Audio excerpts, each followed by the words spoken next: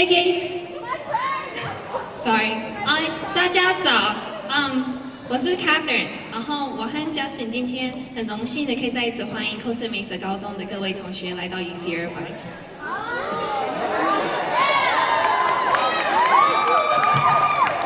同时，我们很荣幸的，也很高兴的，Hell 老师跟 Shaka 老师可以在今天在此跟我们参与Global Connect 的今日美国移民社会座谈会，所以再度欢迎各位，谢谢。Catherine was just telling you in Chinese, good morning and welcome to the UC Irvine Brent Event Center. We want to welcome all of you here. I'm Justin Goodwin and this is Catherine Shea. And we especially want to welcome Mr. Hale's second period AVID class and Mr. Chaka's second and third period Business Academy classes from Costa Mesa High School. Go Mustangs!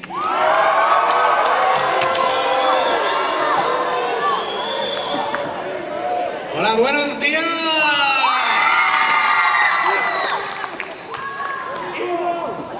Me da mucho orgullo que ver los estudiantes del Estancia High School y especialmente el señor Robert Sterling, ¿sí? ¡Viva los Eagles! Brandon was just explaining how lucky we are to introduce Estancia High School here today. And of course, we could not forget to thank Mr. Bob Sterling, our host teacher and a veteran of Global Connect. Go Estancia!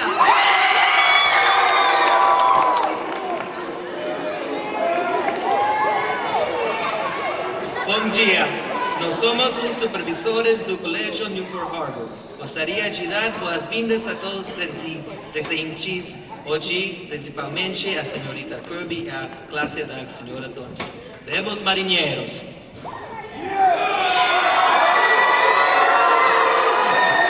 Hi, my name is Nicholas Wu, and I'm a co-site supervisor with Jesse Pineda. He just introduced you in Portuguese. We'd like to especially welcome Ms. Thompson and Ms. Kirby's Newport Harbor class. Go Sailors!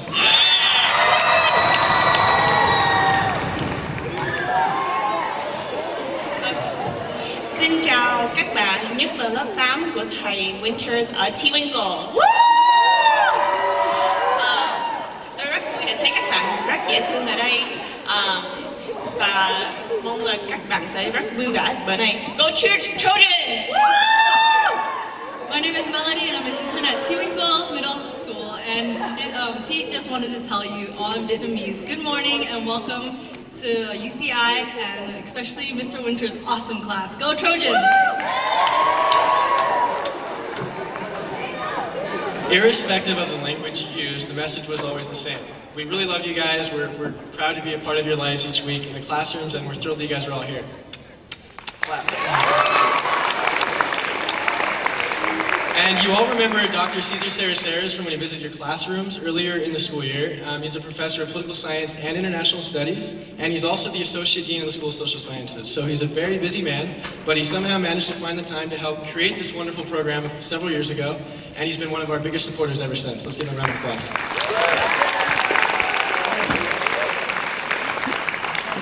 Thank you very much. We have a nice heavy schedule for you today, so I'm going to make it very short.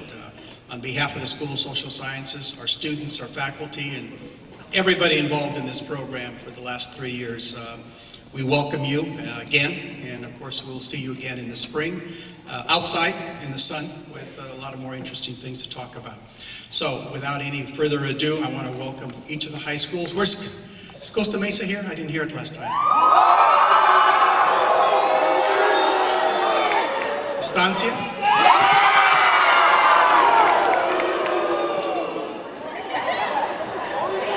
Twinkle? That's not very good. Try it again. Okay, Twinkle. Okay. Who are we missing? Newport. All right.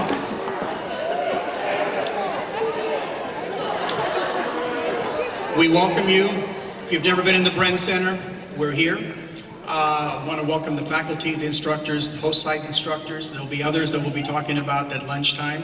So we want the show to go on. You're going to have 2 great faculty as well as other additional faculty who are going to be commenting and introducing. So without anything else, welcome. have a great day, and we'll talk to you a little bit more later. Bye-bye. Доброе утро, добро пожаловать, друзья. Good morning. It is an honor to represent our first speaker. Born in Havana, Cuba, Ruben Bilbao received his bachelor's degree from the Washington University in St. Louis the same year that he became an American citizen. He went and studied sociology at the graduate school at San Diego University and earned a PhD in sociology from Brandeis University in Massachusetts. Ruben Bilbao is professor of sociology and co-director of the Center for Research on Immigration, Population, and Public Policy at UC Irvine. An internationally known scholar of immigration and refugee movement, Dr. Bilbao has traveled to Vietnam, Cambodia, Sierra Leone in West Africa, where he organized the field project on international health and economic development. He has also been the principal advisor for a primetime PBS television documentary series from Latin America. He currently co-directs both the Children of Immigrants Longitudinal Study, the largest research project of its kind in the United States, and a new study of immigration and mobility in Los Angeles. He is the author of many books and articles on international migration, and recently he received a $5.2 million grant from the MacArthur Foundation as a part of National Research Network on Transitions to Adulthood. Please welcome Dr. Ruben Bilbao. Buenos dias. Good morning. It's a pleasure to be here once again in Global Connect. I did this about 2 or 3 years ago. I understand that you are from 9th, 10th, 8th, 9th, and 10th grades in area schools. And just looking at you, it reminded me that I came to this country when I was in 8th grade. Of course, that was 45 years ago and counting. I didn't speak any English, so that first year in the United States, I remember it, but it's like a silent movie. I see the pictures, but I don't hear the sound. It's all, I couldn't understand anything. And I certainly would have never imagined when I landed in the United States way back when, that I would be addressing a group like you on the west coast of the United States, speaking in a language that I did not speak, about precisely the journeys that we have taken and that are the subject of this symposium today. About 12, 13 years ago, my son Ruben Darío was born. He's now going into 8th grade, and ever since he was born, I've been able to say to people that I not only study children of immigrants, I make them. And that's the ultimate in participant observation. Now the story of immigrant America, the portrait I want to paint for you today, I've tried to paint in numbers and some figures. And those numbers are in a handout that you should all have in front of you. And I'll be taking you in the next 20-25 minutes or so through them. I've organized them in pairs so that the first 2 figures go together, tables 1 and 2 go together, 3 and 4 go together, and so on. But let me say just a few things before we get started, and also ask you some questions. I noticed, by the way, that the entire front row with handouts and everything else is empty. And I don't know if people are allergic to the front row or are afraid of the front row or what. But for what it's worth, I have been in American universities now since 1965, and I've been teaching for more than 30 years. I have a class that I teach here at UCI with 355 students, and I've been teaching large classes, small seminars, and so on for a long time.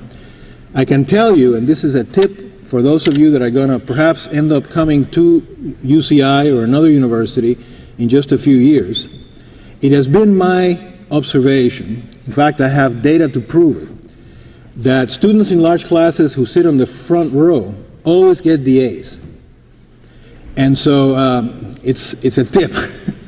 You might find it helpful to do that in the future. How many of you were born in another country?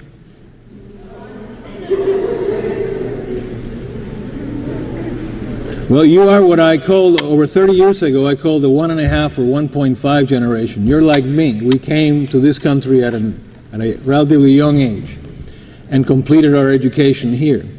And how many of you were born in the United States but have one or two parents who were born in another country? That's a lot more. Second generation. And how many were born in the U.S.? Your parents were born in the U.S., but at least one of your grandparents was foreign born. Third generation. So I take it that the rest of you are fourth and beyond. I was looking in the maps upstairs, and I see at least one of you actually put down fifth generation. So you must be able to trace the country of birth of all 8 of your great-grandparents. That's something. But how many of you consider yourself Americans? Not all of you. Well, you know, even the story of who's an American and of becoming American is an ancient one. This is the current issue of Time magazine. I don't know if you can see it. It just came out 2 days ago. The issue is devoted to who were the first Americans. We're still telling that story today, all the more so today, because after 3 or 4 decades, the United States has become once again a nation of immigrants. It's once again a period of mass immigration that is transforming the demography of the country, the social institutions of the country, the ethnic composition of the population of the country, and you yourselves represent it. I believe you have an award that's going to be given out later today on changing the world. But whether you realize it or not, and most likely you don't, you are changing the world. You are changing the world of your communities, of the high schools that you were cheering for just a moment ago, the world of your families, the world of Orange County, of the OC, of California, of the United States, of the countries of origin that you or your parents or grandparents came from. And it is quite a story. Take a look at the first couple of charts. These maps, unfortunately, they couldn't be reproduced in color. But if you follow the legend here, the first map tells you where the foreign-born population, the immigrant population of the United States, lives. This is as of the year 2000, using data from the census, and you can see that the darker the color of the counties, the larger the foreign-born population. You can see that practically all of California, especially Southern California, Orange County, LA County, San Diego County, and so on to the Inland Empire, is very dark. You have as many as 3.5 million people living in these areas that are foreign-born in counties. In the regional area, it's much greater. There are almost 40 million people who were born in another country living in the United States today. It's the largest immigrant population anywhere in world history. And as you can see, they're not in Wyoming or in the Dakotas and so on. They're highly concentrated along the coasts and along the U.S.-Mexico border. And you can get a better sense of that if you take a look at the second map, the one right next to it, that gives you the percent of the county population of all the thousands of counties in the United States, the percent of the population that is foreign-born. And there you can see how dark the entire U.S.-Mexico border is, all the way down from South Texas to California. You can take a look at South Florida, Miami-Dade County, the Fort Lauderdale area, and so forth, up to New York City, Boston, Washington, D.C., Chicago, and then some places like Seattle. But even in Atlanta, Georgia, you can start already seeing significant concentrations of the foreign-born. There, in the last 15 years or so, immigrants that are coming to the United States, especially those coming from Mexico and Central America, are not just coming to Texas and California or Arizona. They're beginning to disperse, and you're beginning to find them in places that you didn't used to find them before, like Arkansas and Georgia and the Carolinas and Iowa and Nebraska and Kentucky. The Mexican population of New York City was only 10,000 in 1990. In the 2000 census, the Mexican population of New York City was 330,000 in just one decade. It already is the third largest immigrant group in New York City, behind Dominicans and West Indians, especially Jamaicans. And at the rate they're going, almost all of them are from Puebla. They go right to New York City and make connections between the town of origin, the area of origin, and the area of destination. The Mexican communities of California, which are the largest in the world outside of Mexico itself, in fact, here in the greater Los Angeles area, include the 5 counties, including LA and Orange and Riverside, San Bernardino, and Ventura. As of the year 2000, there were more than 5.5 million people of Mexican ancestry in greater Los Angeles alone. That's greater than any city in Mexico except Mexico City. It's already larger than Guadalajara and larger than Monterrey. 2.5 million of them are born in Mexico. Another 2 million plus are second generation, like many of you who raised your hands just a moment ago. And the remaining 1 million plus are third generation and beyond. Some of them trace their ancestry to the lands of California since the time that this was part of Mexico, and even before the time that it was part of Mexico. You can see how many, as of the year 2000, there are from where they come, in Table 1 of the handout. And what I've done there is break down the information for the largest national origin groups in the United States today. You can see that on the left column.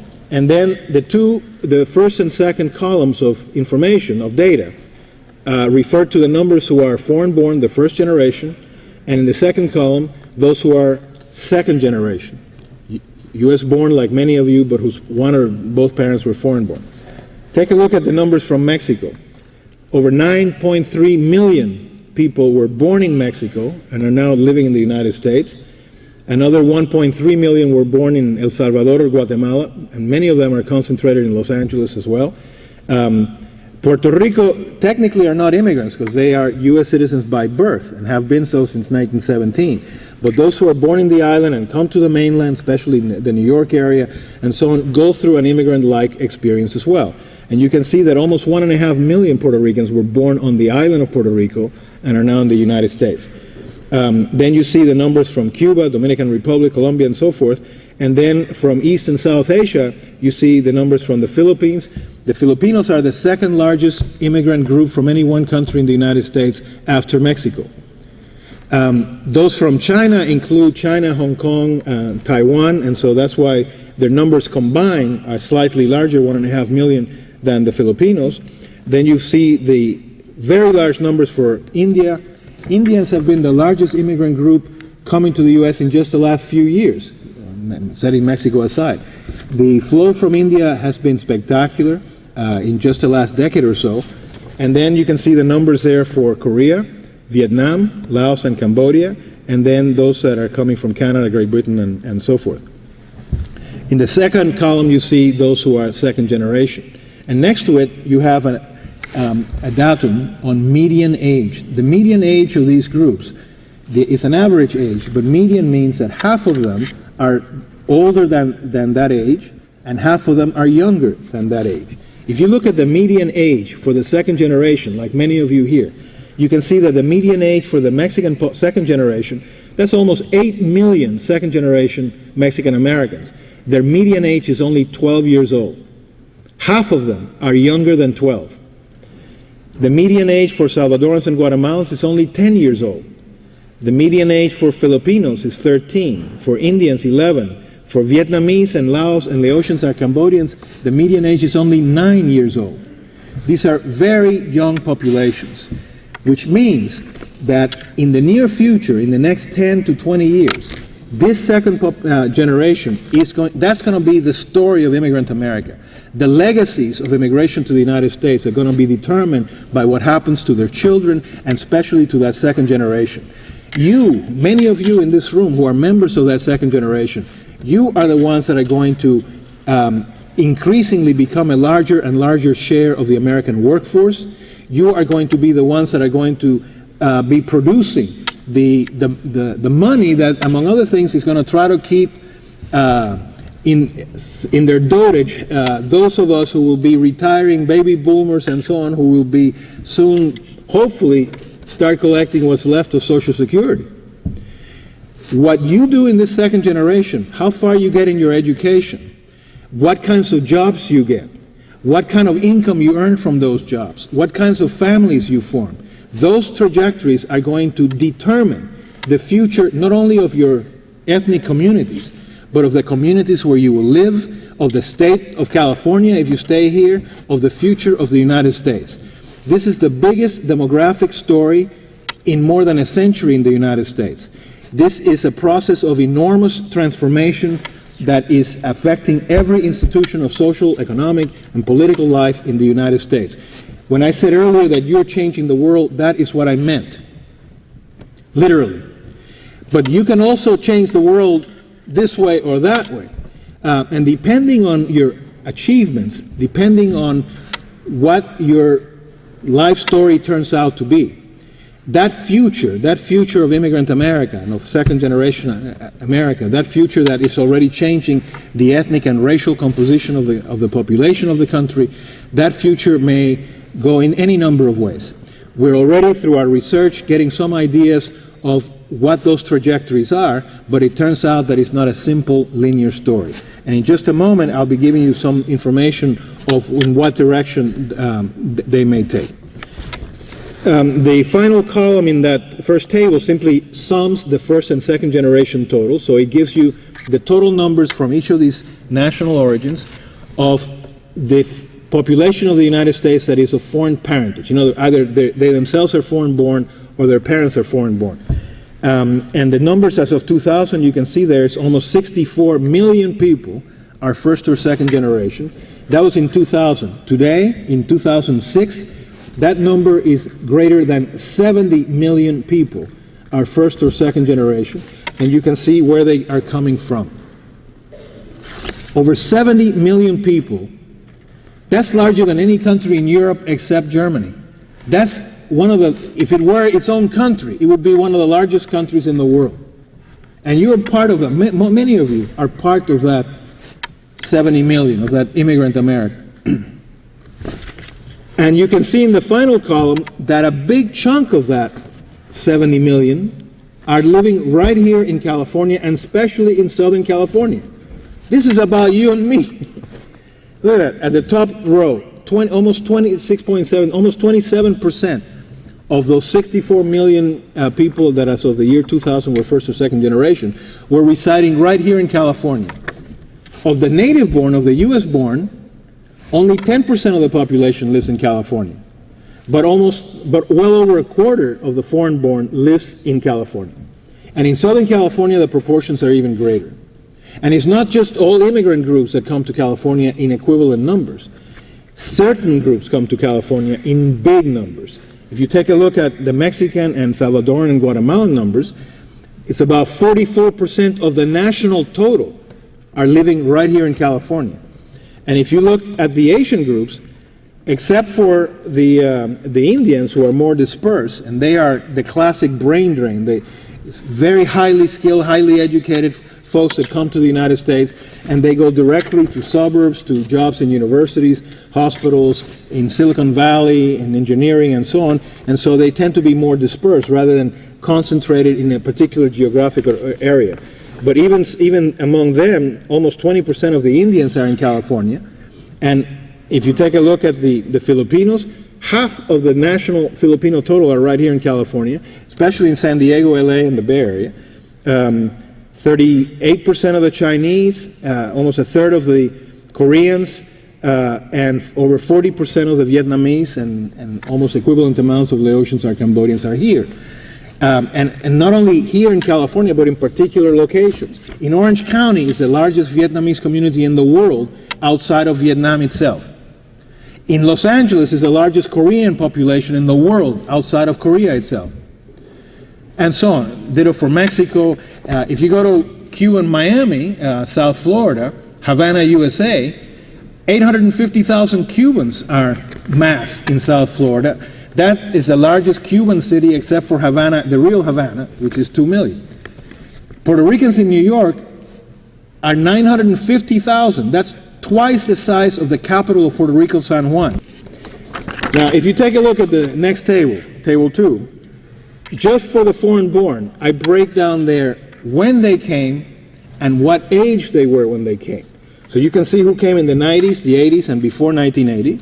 And you can see that, say, for the Mexican population, a huge number, almost 49%, half, came just in the last decade alone.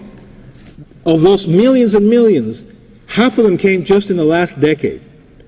That's very recent immigration. And if you look at the columns on the right, the age at which they came, you can see the numbers who were 1.5ers, like many of you and like me, who came before their teen years.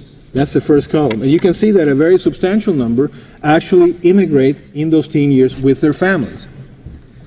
The 1.5ers make quite a story in their own right. Moving along, what happens to them over time in the United States? Take a look at that table 3. I won't go in detail now. One reason that I've made these, printed out these handouts, is that you can take them with you and study them at your leisure. But here I give you just 4 indicators over time in the U.S., over the decades, those who came in the 90s, the 80s, and before 1980. What proportion of them are fluent in English already? You can see that overall, for all immigrants, it moves from almost 59% are English fluent among those who came in the 1990s. 70% are English fluent if they came in the 80s. 84% are English fluent if they came before 1980. And that progression of improvement in English applies for every single national origin group that you see listed there, but at different rates. Those who come from Latin America and speak Spanish, like me and like many of you, their English fluency is lower than the English fluency of those who come, say, from many of the countries of Asia, if you take a look at that. Of course, I'm not counting those who come from English-speaking countries, like Jamaica or Ireland and so on, although you can see the numbers reflected there. They're already 99% English fluent at arrival.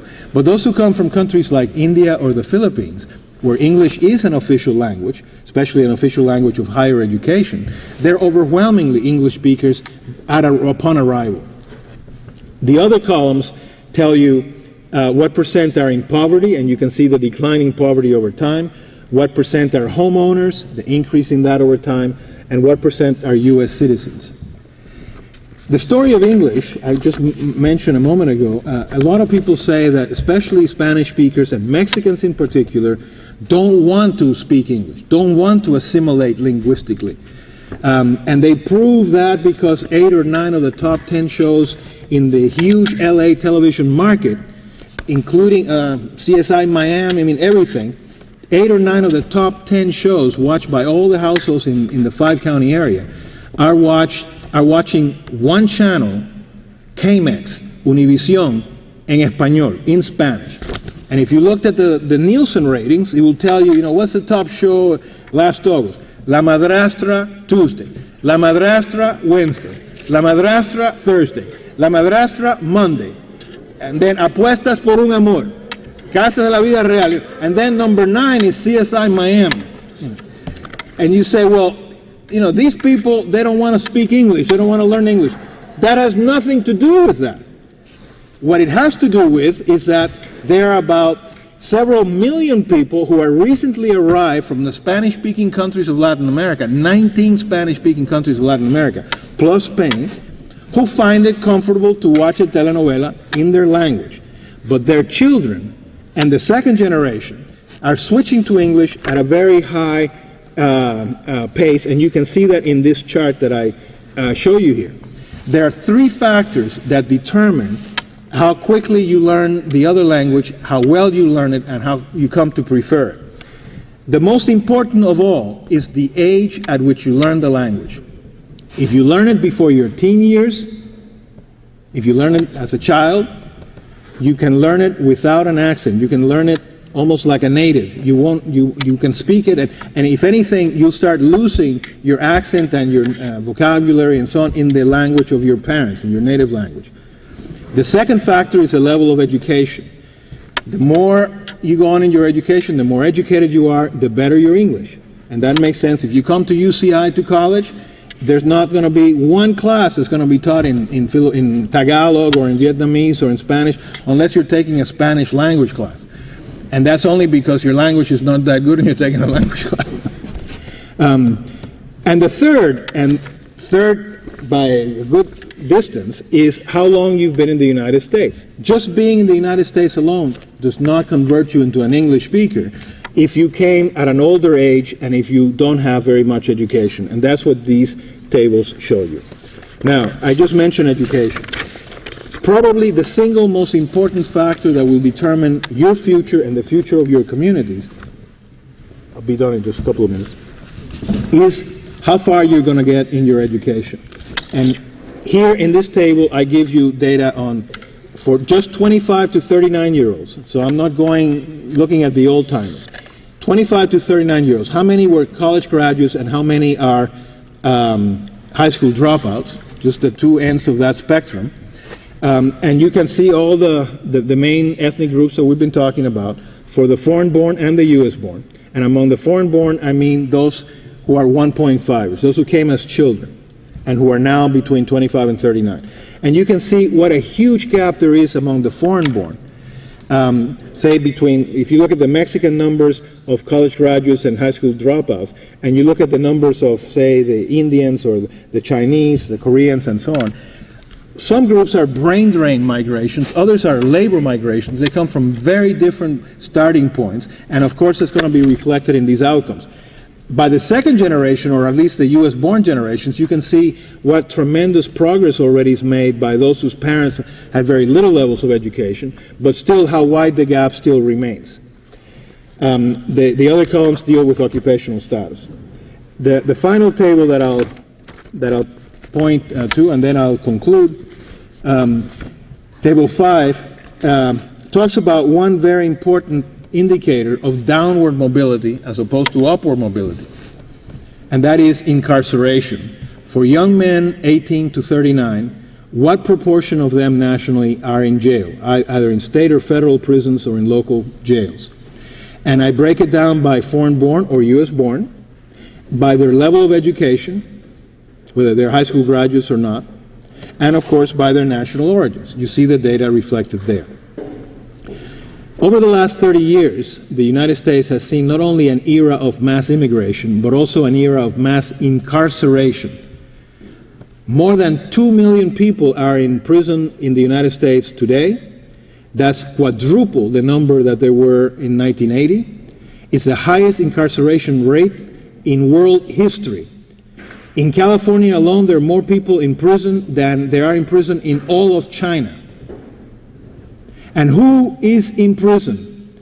Overwhelmingly, they're young men who didn't finish high school from ethnic or racial minorities. So you figure, well, young men from ethnic minorities who have low levels of education, that's describing a big chunk of the entire immigrant population that we have just covered. But if you look at their incarceration rates, the answer is exactly the opposite. The lowest incarceration rates in the United States by far are found among immigrants, including and especially those from Mexico, Guatemala, El Salvador, and so on. The highest incarceration rates are found among the US-born. But for both immigrants and the US-born, and especially for the US-born, the second generation, how far you get in your education is critical. If you don't go into college and beyond, the amount of income you're going to lose by the time you retire is going to go into the millions of dollars, that gap. And the chances of landing in jail, of having a child early if you're a woman, and the kinds of trajectories that will then set you on are going to be extremely consequential. Pay attention to your education. Take it seriously. I know it's fun to cheer for Estancia and cheer for Newport Harbor and for Cuba or Puerto Rico, but keep your eyes on the ball, to use a baseball analogy. Keep your eyes on the prize. The prize is your education. Take it seriously. I've been here 45 years, and I've seen the future in you. I know pretty much where many of you are headed. It's in your power to determine that destination. Grab it. Thank you very much for your attention.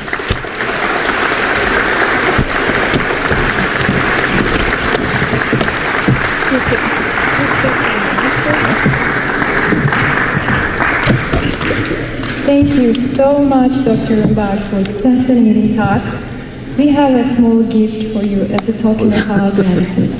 Well, thank you.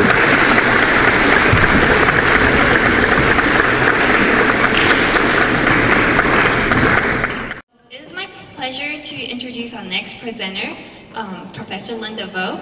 She is trained as a sociologist at UC San Diego, and now she's a leading researcher and a great teacher here at UC Irvine. And she is specialized in issues of race and ethnic relations and other issues concerning the Asian American communities. She's a very active member of the university community, affiliated with multiple departments under the School of Humanities and the School of Social Sciences. And she's also the board member of the Southeast Asian Archive here at UC Irvine, which documents and collects and documents the Southeast Asian experiences. And her contribution also extends to the community, as she's really involved with organizations such as Orange County Asian and Pacific Islander Community Alliance. So we're very fortunate to have her here today with us. And without further ado, please join me in welcoming Professor Linda Vo. Thank you very much, Catherine. Good morning, everybody. First, I want to thank Ellen and also Professor DeCipio, who invited me to this. I was a presenter 2 years ago, and I'm just pleased that they actually invited me back. And also to all the undergraduate students and graduate students who helped to organize this event. It's a lot of work, and I know that your teachers are also involved, and all of you. I wish this is the kind of education I had when I was in junior high and high school. And let me start off with very personal. I was born in Vietnam, and I lived there for 5 years. When I was about 5 years old, my mother married someone who was European American. He grew up in Chicago, in the immigrant neighborhoods, the ethnic immigrant neighborhoods of Chicago. My mother grew up in a rural area of Vietnam. And so you can see they came from two very different backgrounds. And because of my father's job, he worked for the US government, we traveled and moved every 2 years to a different country. So after Vietnam, I moved to Japan, and I lived there for a couple years. And when I moved there, everybody looked like me, but I couldn't understand why they didn't speak the same language as I did. And then I moved to India. Then I moved to Indonesia after 2 years. I lived in Indonesia for 1.5 years. And then I moved to Brussels, Belgium, which is in Europe, and I lived there for 3 years. And after all that traveling, where do you think I came to the US? Where did I move to the US? I actually moved to California, but the city that I lived in is Barstow, California.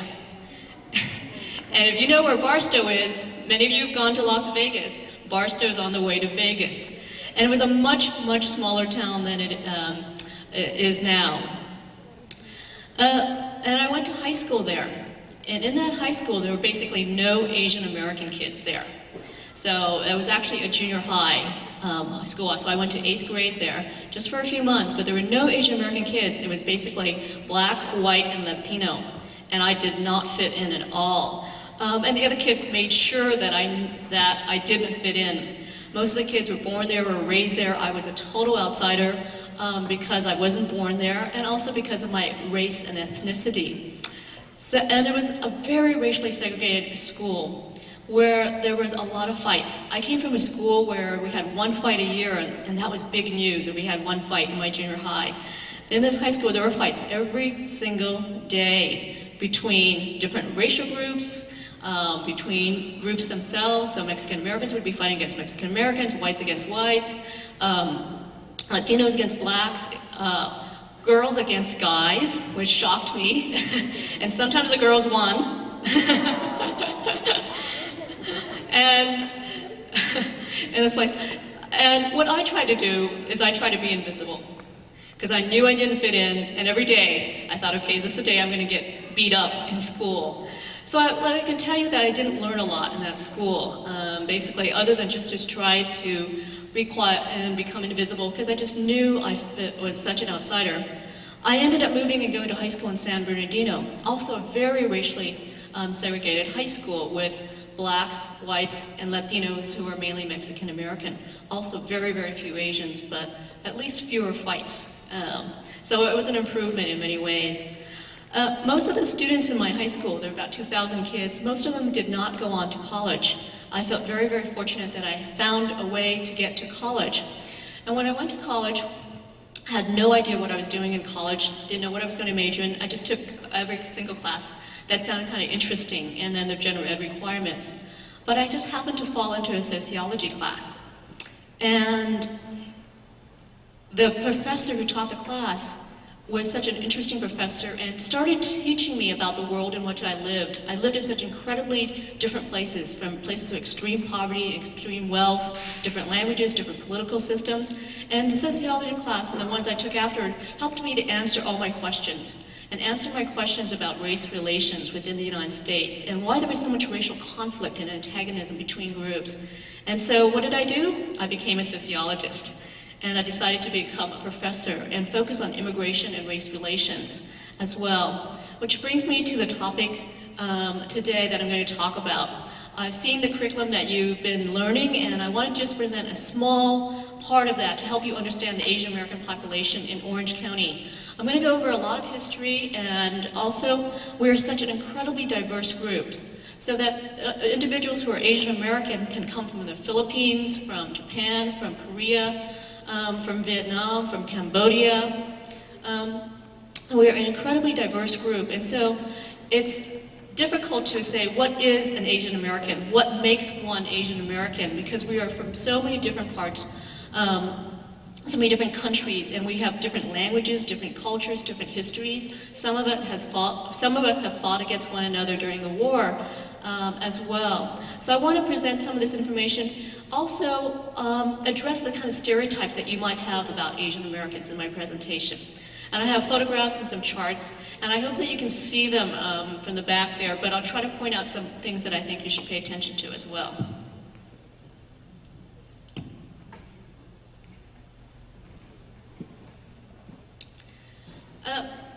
Sometimes we call Asian Americans, or sometimes we call ourselves FOBs, right, or FOBs. Basically, we're fresh off the boat. But the reality is that Asian Americans have been here a long time.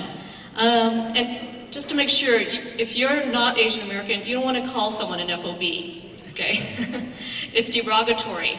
We call each other FOBs, but that's different in many ways.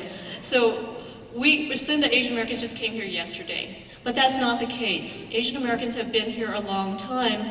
Some of the first Asian Americans that came here in the 1750s, and they were Filipinos who went to Louisiana. There were also, in the early 1800s, there were Asian Indians and some Chinese that went to the New York City area. But the major group, or the first large group of Asian Americans, came here in the 1850s. And this is a group of some of the first Chinese that people saw in this country. And they were part of the P.T. Barnum's Circus Act. And so they were paraded around like circus acts, and people went to see them because they had never seen a person who was Chinese. And so everyday acts like eating with chopsticks was a novelty, and people came out just to see the Chinese. And this is the family in this picture in 1850. You've been learning about the building of the railroads and how the Chinese were brought here to help build the railroads along with immigrant laborers. So you can see on the East Coast that, on the East Coast, can you see that red dot? Okay, so this is the East Coast of the railroads, and you can see all the railroads that were there. And what the Chinese did is connect the West Coast, basically California, to the East Coast, and worked on the Central Pacific Railroad. These are images of railroad workers in Anaheim, California. It's very hard to find any information on Asians in Orange County because there are very few documents and very few photographs. And so the ones we have are very, very rare. This is equivalent to what is Ellis Island. Ellis Island in New York area is where European immigrants went to first before they went to actually New York, and from there went to the rest of the United States. This is Angel Island in San Francisco Bay Area, which still exists and is actually a tourist and historical site today. And you can see that many young men came here, and they came here to work as laborers, common laborers working in the railroads, in the mining industry, to work as servants, to work as in agriculture. So they did the kinds of jobs that are basically minimum wage work that you'd call today.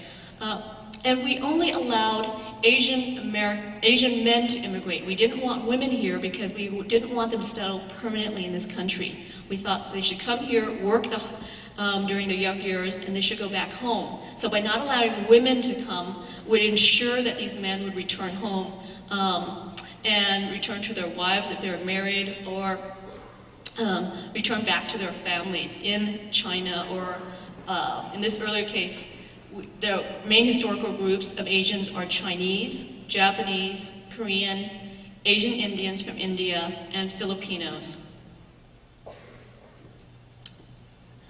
This is an Irvine ranch, and these are walnut trees that the Chinese agricultural workers are spraying on. This is in Anaheim as well, and these are at a hotel, and we can assume that they might do gardening work in there. They did also work in hotels as also cleaning the hotels, working in restaurants, and working in laundries. This is a very rare picture in Anaheim, around 1890, because this is a family. It's very rare for women to come. A few did come, and also to have children. This is the second generation, in 1890. Very rare to see Asian American children, which is unlike today in Orange County. There's a lot of racial tension during that time, because what happened is railroad companies who would hire workers would hire them and pay them differently. So they would hire white workers and pay them higher wages. They would hire Chinese workers or black workers or sometimes Latino workers and pay them less than they would the white workers. And so that kept the conflict going, and that created racial conflict between racial groups. So oftentimes when I teach about race relations, I say it's not about two individuals coming together and not liking one another or not understanding each other's cultures. It's about the economic conditions that create racial tensions. So automatically, if you both are doing the same kind of work and you get paid different wages, it seems unfair. But what it did is it kept the workers quiet, so they wouldn't protest the low wages, they wouldn't protest working conditions, they wouldn't protest the long working hours, because the white workers wouldn't do that, because if they knew that if they did that, there were Chinese workers or black workers or Mexican workers who were willing to work for lower wages than them, and they would take their jobs. And so that created all kinds of racial conflict and antagonism or hatred towards the Chinese in this case. And this is in 1877. This is it says conflict of races, and it talks about the Chinese being driven away from a farmer because the farmer tried to hire Chinese workers at lower wages, so other white workers protested this. And so this is in 1877 in Orange County, already racial conflict. What happened was there was a Chinatown. The Chinese settled in Chinese communities existed in Tustin, California, in Santa Ana, in Anaheim, and in Orange, all places that you're familiar with in Orange County. And there were small Chinese communities in these areas. The largest one was in Santa Ana, and that was actually burned down in 1906. And if you are familiar with Santa Ana, it's by Bush and 3rd, near Main Street, where City Hall is basically. The Chinatown was burned down because there was supposedly a case of leprosy. Everybody know what leprosy is? People believe it's contagious, and so there was supposedly a Chinese-American man who was reported to have leprosy, and because of that, they were fearful of leprosy spreading, they said. So the fire department, the city council, and local politicians decided to burn down the Chinatown, which is today very valuable property. So that left the Chinese homeless, and really that led to the Chinese leaving Orange County. So that by 1923 there was a few Chinese left. By 1934, the newspaper reported that there weren't any Chinese in Orange County as a result of that. And it wasn't just because they burned it down, but because they were also threatened that they shouldn't be here. And there was a lot of animosity towards the Chinese. Can some of you read this in the front? I'm going to read it out loud. Can you read it back there? Okay. What I want you to go back to, and I want to say this is one of the most important legislative moments for Asian Americans. And if you want to know anything about Asian American history and why Asian Americans were treated the way they were, and why very few Asians came in the early historical period, this explains it. This is the Nationality Act of 1790. It was passed by Congress, and it basically stated that any alien being a free white person who shall have resided within the limits and under the jurisdiction of the United States for a term of 2 years may be admitted to become a citizen thereof. That meant that if you were free, meaning that you weren't someone who was enslaved, and this was to prevent African Americans who were enslaved from being citizens of the United States, and if you were white, you could become a citizen of this country if you lived in the US for 2 years. That meant that anyone who was not white could not be a citizen. And so anyone who was Asian and an Asian immigrant, first generation, could never be a citizen of this country. And that prevented them from having equal rights in this country and prevented them any kind of protection.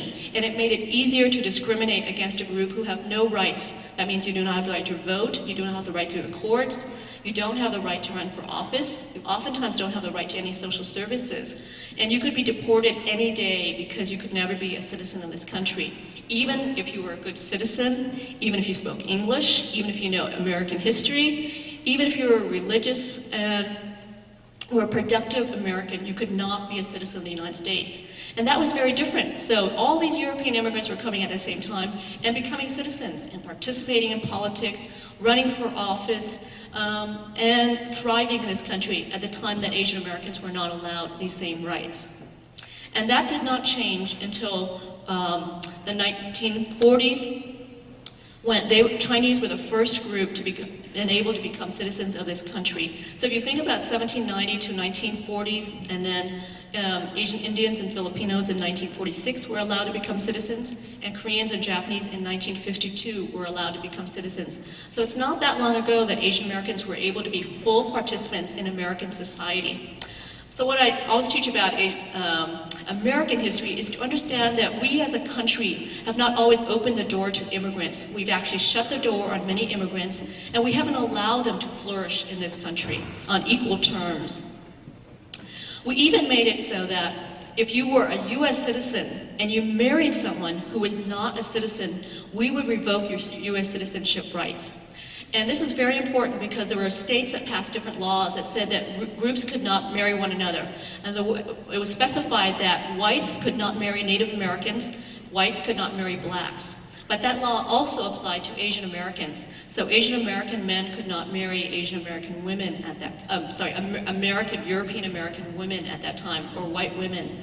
And it was a way to make sure that the races were kept separate as well. So that if you, white woman who is a citizen chose to marry a Chinese American a Chinese man who could not become a citizen, she would lose her US citizenship as well. And that's the kinds of laws that we passed to make sure that we kept individuals unequal in our society.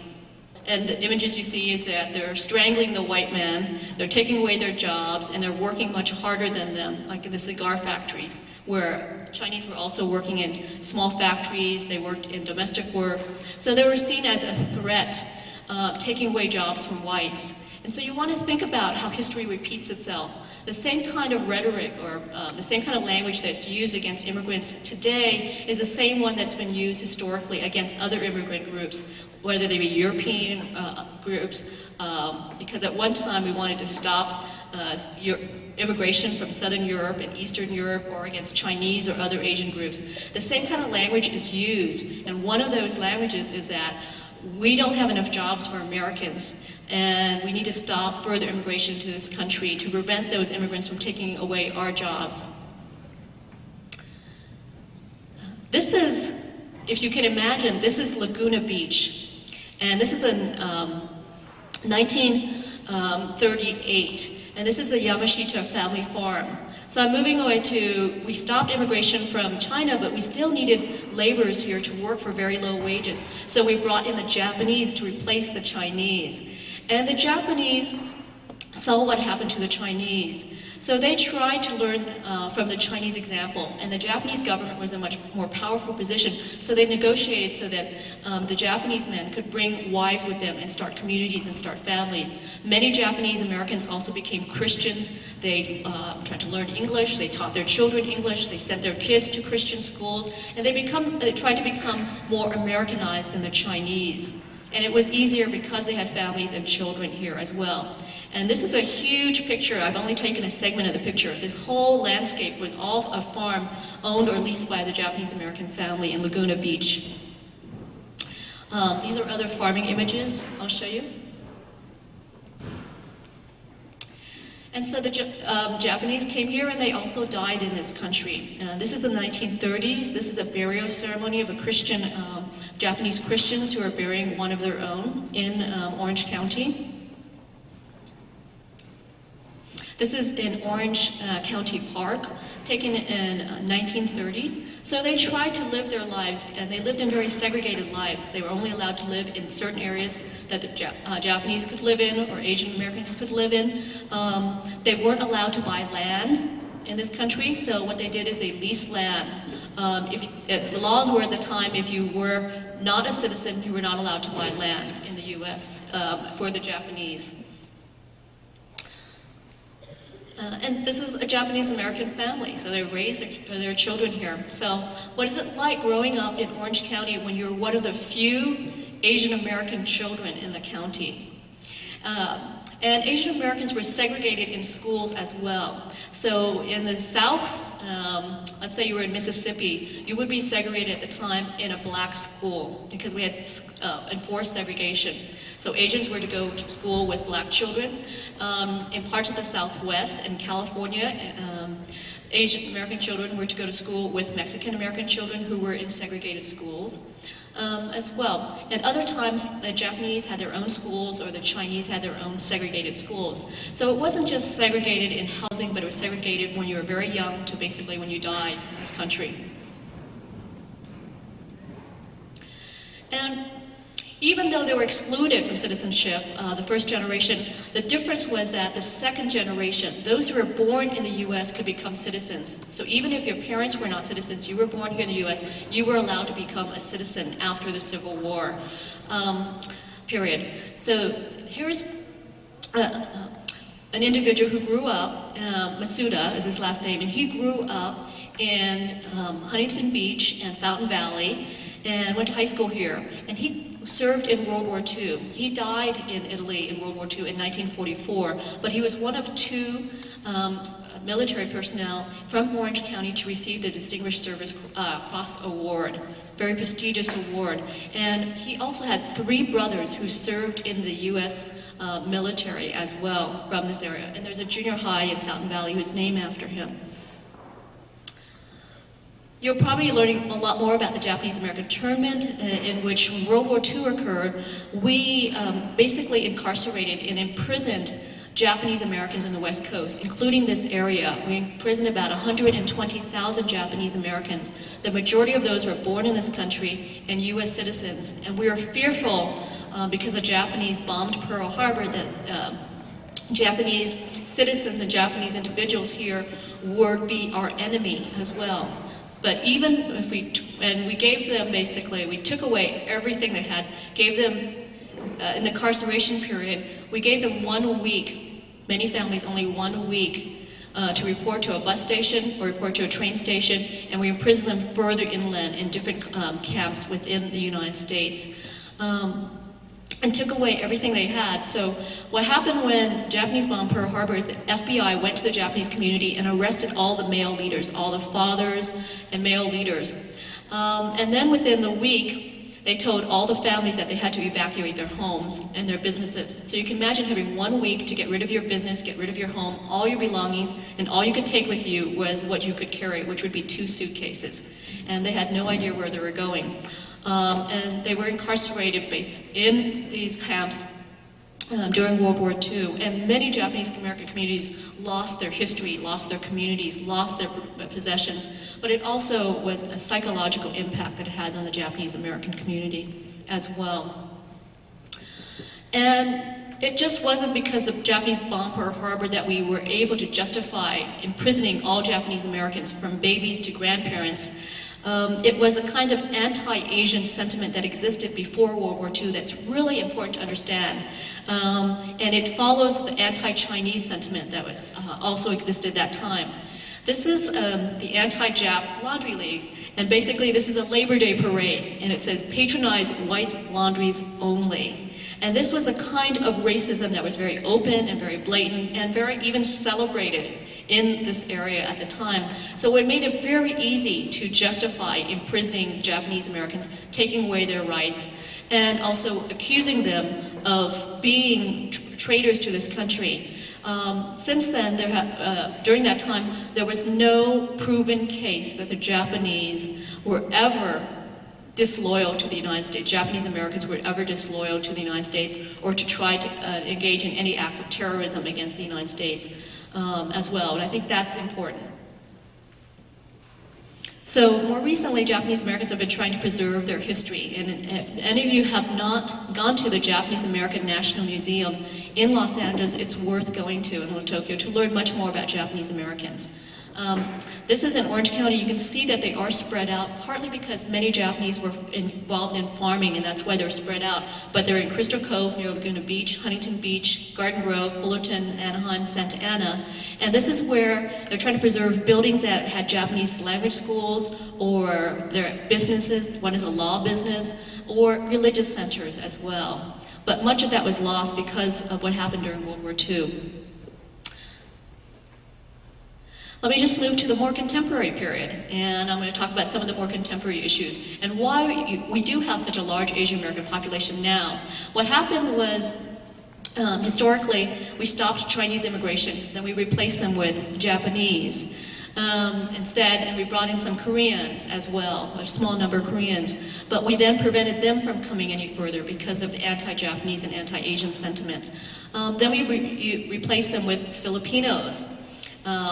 And then the same thing happened to Filipinos, so we stopped immigration from the Philippines, but we still needed workers in service sector work, in agriculture and farming, and we actually replaced them with Latino workers, which is what you see today in these areas. And I explained that to get you to understand race relations and the interconnections between our lives. That the kinds of jobs that many Latinos are doing today are the kinds of jobs that also many Asian Americans have done. Some of them still do today, but also historically they were the ones who were engaged in that kind of work in California. In 1960s, this is the population of Orange County by the census. You can see this is the white population, very large, and non-white. And that's the categories that were used in here. So there were less than 10,000 non-whites and almost 700,000 whites in Orange County. In 20 years, what you see is a change. You see a Latino population, an Asian American population on the this bar, African American, Native American, but the white population is still by far the largest. Here, 20 years later, 2000, this is our latest census. The white population is still the largest group, but we have a large Latino population and growing, an Asian American population that's over 400,000, African American, Native American, and this is Pacific Islanders as well. And on the bottom, also a growing group in this country and in Orange County is those who can have multiple races or check multiple ethnicities or races on the census. So these are the largest Asian American groups, and we are all very different, so it's very important not to lump us all together. But the Vietnamese are by far the largest group, like Professor Rambo mentioned. Chinese, and remember, in 1934, there were no Chinese. The paper reported there were no Chinese in Orange County.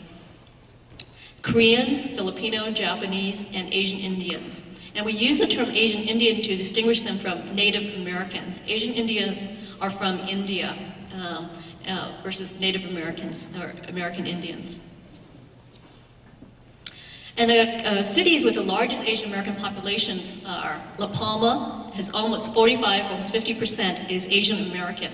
Westminster, Garden Grove, Irvine, Fountain Valley, Newport Coast has 18% that are Asian American as well. So the Asian Americans are definitely have increased in 1965 when we passed an Immigration Act that allowed Asian immigrants to come to this country. And you've learned about this in your coursework. You can see that very few Asian Americans were allowed to come to this country historically, so their numbers are very, very low. Not until 1960s, and then you can see most Asian Americans today that you meet will have come in the 1960s and after period. Or if you're a child of someone who is an Asian immigrant, likely your parents came in 1960s and afterwards, and you can see it shoots up really high, and this expectation is for 2020. If you look at European immigration, you would see a very, very different chart. You would see that in this period, it would be very high between 1880 to 1920s. That's when most European immigrants came to this country. Also, the green areas, we're concentrated. We're not all over the country. California is one of those areas where there are a lot of Asian Americans. Over 4 million Asian Americans in California, but you can also see on the East Coast that the New York area and Texas, these are the darker green areas, have more Asian Americans in this area. So total, we're over 12.5 million Asian Americans in this country. And these are just some more contemporary pictures of Asian Americans. One of the ways to find where we're located is to find religious centers. And you can always do that for any ethnic group. If you can find religious centers, it tells you about where the populations are. And this is just a few blocks away. And many Koreans have come here, and many of them are also Protestants or Christians as well. And this is the younger generation. This is a Bible study group, and they hold their Bible study, not in English for this younger generation, but they hold it in Korean. And they also have one for younger generation in English as well. And the other place to see it is in the markets that you might recognize here in your market. And that's another way to find out where Asian American communities. If you find a large market, you know that there's a large Asian American population in that area, and that's in Costa Mesa area. Also, newspapers. This is a Korean community in Garden Grove. And the Korean community in Garden Grove grew after the Los Angeles riots and a rebellion of 1992, that many Koreans were looking for other place to open up their businesses. And also, many people are attracted to Orange County, supposedly, because of the great schools that we have in Orange County. And that's why many Koreans have moved here as well. And so the Korean community, if you go on Garden Grove Boulevard in Garden Grove, you'll see that the number of Korean businesses there. Also, this is in Santa Ana. This is in the Latino community on 4th Street. This is a Korean merchant who has his business here for about 17 years. And you can find this all throughout Southern California. In Los Angeles, you'll find Korean or Asian merchants, and they know a little Spanish because oftentimes their customers are Latino or Asian American or African American as well. Filipinos are also coming here in large numbers, and if you go to any major hospital, a medical center, you'll find that there are a lot of Filipino nurses in these areas, and we've recruited many Filipino nurses, and they've come here, their families have been brought here because of the nursing, or many Filipinos have come through the U.S. military. They joined the U.S. military, and then they've moved to the United States as well. But they're dispersed, and there's no concentrated area. If you go slightly out of Orange County into Cerritos and Artesia, you'll find Filipino concentrations there. This is in Lake Forest. This is a Filipino market in Lake Forest. Also, another population that dispersed, it doesn't have a central area in Orange County, but if you go on Pioneer Boulevard in LA County, right off the Orange County border, on Pioneer Boulevard in Artesia, is the largest Asian Indian community in Southern California, and one of the largest in the country. But many Asian Indians who come here as professionals, and many of them, people don't know, own motels here. They're in what we call ethnic niches, that you'll find many Asian Americans have found a kind of job that there are many ethnics, and they help one another in the same ethnic business. So there are many Cambodian Americans in donut shops, many Koreans involved in laundry businesses, dry cleaning businesses, and then many Asian Indians in motel industry. This is a newer group that came mainly in 1965, and these are Vietnamese, Cambodian, and Lao refugees. They came at the end of the Vietnam War and afterwards, after 1975. This is in Camp Pendleton, which is a military base next to Oceanside, California, that many refugees were settled in. This is the temporary home that was set up for them. You can see all these are tents that were set up for the refugees, and they came here, and many of them have settled in Southern California, including Orange County. Many of these refugees are fleeing for your life. You've understood the definition between a refugee and an immigrant. Refugees, if they returned home, many of them would be tortured, they would be imprisoned, or they would be killed, and their family members would be killed as well. So they are fearful of leaving their life, and many of them are forced to leave under very dire dangerous circumstances. This is a refugee camp for some Lao refugees from Laos and in Thailand. And you can see what the conditions look like. Some individuals stayed in these refugee camps for a few months. Others stayed here for many, many years. And so when they come to this country, they're in shock. They experience incredible trauma. They've suffered through the war. And it's very, very difficult for many of them. If they have some language, English language, or they have an education, it's much easier for them to adapt. And oftentimes you can see these are the refugees that do well, but many in our population don't do well. They don't have English language skills, they have health problems from the years they lived in the refugee camps, they have psychological issues that have been unaddressed because of the trauma of escape in the war, and it makes it very difficult for them to adjust and find work, and also support their families. So people oftentimes say, oh, look at these refugees, they're doing so well. I want to make sure you understand it's not all refugees. Some do well, but many still live in poverty in Orange County. What you do see on the surface is a thriving little Saigon community, which is only 15 minutes away from here. There are 3,000 to 5,000 shops that Vietnamese Americans own in Orange County. There are no clear statistics, and I hear different numbers all the time. So what you see is a thriving community. But I have to say, underneath that, we have to remember we are a refugee community, and oftentimes we have experienced horrendous things from the war, or also from trying to escape. And there are many images you see of boat people who escape by boat from Vietnam, try to go to another country and that's nearby because they don't like the communist government there, or they're fearful of the communist government.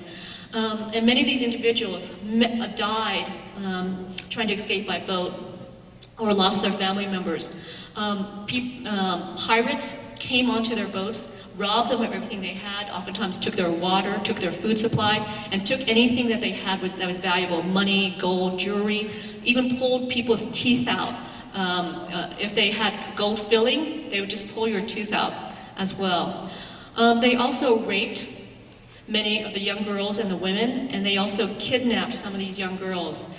And so this is a family that came here in the US, but on that voyage, their daughter was kidnapped.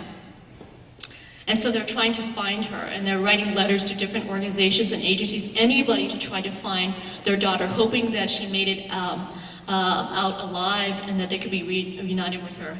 In many cases, they're very, very sad stories that they never find their children again. This is a picture of her, and these are letters from her parents trying to find their daughter.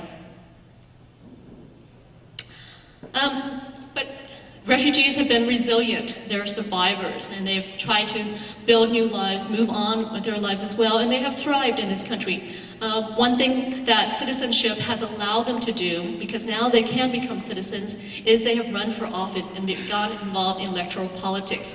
And so this is Suki Kang, who is a city council member in Irvine. He's Korean American, first generation. English is not his first language. He was born in Korea. And then Kim Nguyen Lam, and she is Vietnamese American. She is in the city, she's on the Garden Grove Unified School District. She's a board member there. And she is first generation. English is not her first language, and she was born in Vietnam as well. Here's just a cartoon I put up to give you a sense of how we're perceived as perpetual foreigners. And one of the problems we have with Vietnamese is that we have the same last name. You know, there's only a few last names that Vietnamese have, and one of the most popular last names is Nguyen. And at the time in the election, there were 3 wins running for office. So many times outsiders don't understand, and they think that because of our last names that they see foreigners invading their country, running for office. And so Asian Americans who get involved in office have to overcome incredible obstacles and stereotypes of them, that they're un-American, that they can't be patriotic, that they can't be democratic. So this was newspaper. It says basically, where the hell am I? And then vote for win, win, win, win, right? Because 3 politicians who were running at the time had the same last name. And actually on the Garden Grove School Board, 3 of the 5 individuals are Vietnamese Americans, and they all have the same last name, Nguyen. So you can imagine what that means for the kinds of change, and sometimes people are uncomfortable with change in their communities. In the last segment of my presentation, I'm just going to talk about generational issues. That it makes a big difference what generation you come, what your perceptions are, how you adjust into this country. And this is an event for mainly the first generation. This is a war memorial that is in Westminster and has the Vietnamese flags and the American flag. And it's honoring American soldiers who died and served in the Vietnam War. And it's also honoring South Vietnamese soldiers who served in the war as well. It's one of the few monuments of the hundreds and hundreds of monuments that exist in this country that actually examine the Vietnamese American perspective and the number of deaths that we incurred. So 60,000 or so Americans died in that war, but that doesn't address the millions and millions of Vietnamese that died during that war, who were soldiers and who were average everyday individuals as well. So oftentimes the first generation focuses on homeland issues, they focus on the past. This is an event for the second generation, right? And what we could refer to as a 1.5 generation. These are Vietnamese Americans, and these are writers, they're filmmakers, they're singers, they're artists, and they're doing a performance, they're actors, and they're doing a performance here in Little Saigon that's bilingual in Vietnamese and English as well. And the person who's supposed to be the old man is actually one of my former students here at UCI as well. And this is a group of UCI college students leading a tour of high school students, because we are not the model minority. Oftentimes we are depicted as the model minority, that we're very successful, that we all go to college, but this is hardly the case. And so these are college students who are going back to their community, going to their high school, or going to their junior high, and bringing students to visit UCI, just like you are doing today, to encourage these kids to go to college. And like many of us, my sister and I were the first one in our families to graduate from high school. My parents did not go to high school. And then, so it's an important step for many of us when we're the first ones in our family to even graduate from high school and then also go to college as well. And this is in Santa Ana. And this is a Cambodian American. This is at Century High School in Santa Ana, graduating from high school. An incredible accomplishment as well. This is with his mother and sister. And then this is in Santa Ana in Minnie Street, in a very interesting area, and I think this is what's important about what we need to understand is race relations. These are Latino and Cambodian kids just hanging out. And I think it makes a big difference for the first generation. It's very difficult because it's hard for them to communicate in the same language. When they speak the Cambodian language, Khmer, and then the Latino family speaks Spanish, it's very difficult for them to communicate. But the second generation grow up in this country, they hang out in the streets, they don't think too much of it, and they grow up together. And it builds much better relations when this is the case. If you grow up at a very young age, intermixing with all different kinds of people of all different ethnicities and all racial groups. Much harder when you're an adult and you've never had that experience. And these are students from my class. One of my classes, I make them do academic learning service project where I have them go out to the community, and they're working here at their Cambodian family, which is a nonprofit organization which has an after-school program. Mainly, it started for Latino kids, but now most of the kids in this center are Latinos who are refugee or immigrant children. And so there's all kinds of interracial mixing here. And my kids that go to this program participate, learn an incredible amount. They're all different ethnicities, racial backgrounds. I have white kids, I have Latino kids. In this case, remember, this is a Cambodian and mainly Latino, mainly Mexican American children's after-school tutoring program.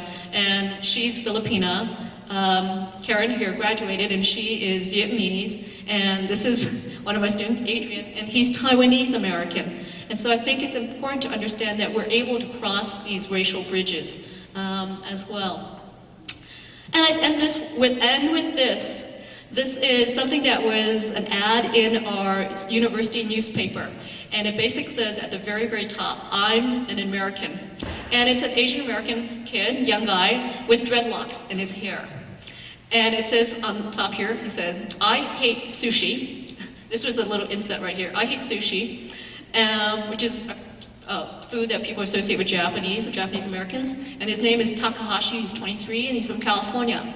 So I just want to say that I hope that you think about the stereotypes that we're constantly exposed to every single day. That you want to think about individuals not as stereotypes, but in fact who they are. You can't make assumptions just because they're Japanese, that they're going to like Japanese food, just because he has dreadlocks. What does that mean on there? So that we live in a very diverse culture and community, and that all those cultures and communities affect who we are.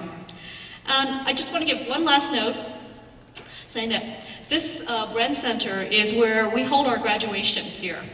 So I want you to think about this. Some years from now, you could be here graduating from UCI, or you could be in some other auditorium at some other university graduating from a university, and what that experience would be like for you. So I think it's important always to imagine this and always to dream and dream big. I never thought I'd be giving a talk in this area. I had very few ambitions going to school, and none of my teachers encouraged me to ever think about being a professor. And so I always tell you to dream and dream big, that it is possible. So thank you very much.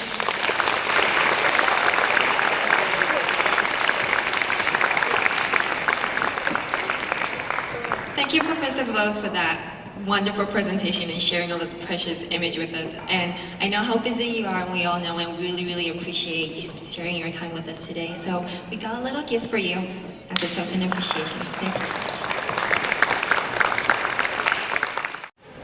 Joining us again are Professors Rombao and Professor Vo. And if people will remember, a couple of weeks ago, Professor DeCipio. So can we get a round of applause for all the professors? Okay, good. So Jesse should be somewhere out in the audience. Okay, and Jesse is going to hand the mic to our first question from Miranda? Costa Mesa. From Costa Mesa. What are the top 3 leading places that immigrants settle in the United States?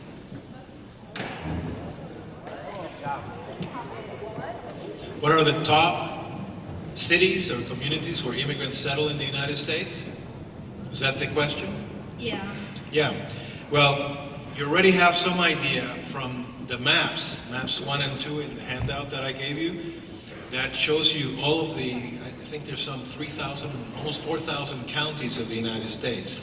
And it tells you the number of immigrants and the proportion of immigrants in those counties. In terms of metropolitan areas or cities, the Los Angeles metropolitan area right now has more immigrants than any other in the United States. New York City comes next. And then, depending on whether you're talking about a city or a metropolitan area, among the top 10 are the greater Miami area in South Florida, Chicago. There are more than 1 million Mexicans in Chicago alone. It's one of the largest Mexican communities in the country is in Chicago. San Diego, California, and the San Francisco Bay Area. Depending on the groups, for example, San Jose now has the 2nd largest Vietnamese community in the country. Houston, Texas has a very large Vietnamese community. In fact, I'm the honorary uncle of 5 Vietnamese nieces who live now in Houston. Other than that, you get the Washington, D.C. area, the greater Washington, D.C. area is quite large. So those are among the top 10. But one of the things, as I mentioned in my discussion, that has been happening in the last 10 or 15 years is that increasingly immigrants, especially coming from Mexico and Central America, are going away from the areas of principal settlement like Los Angeles and New York and Chicago and Miami and San Diego and so forth.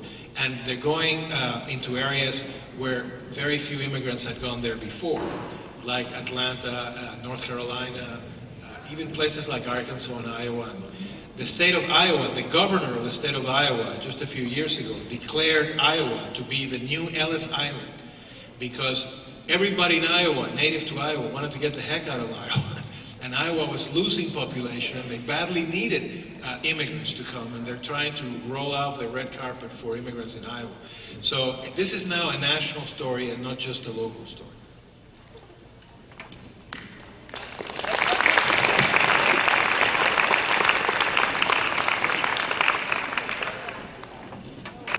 Okay, our next question, also from Costa Mesa, from Lauren.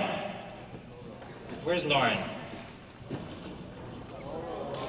Oh. Sorry, Lauren. If Mexican immigrants help out Americans by filling the jobs that Americans don't want, why do people want to? That's a tough one.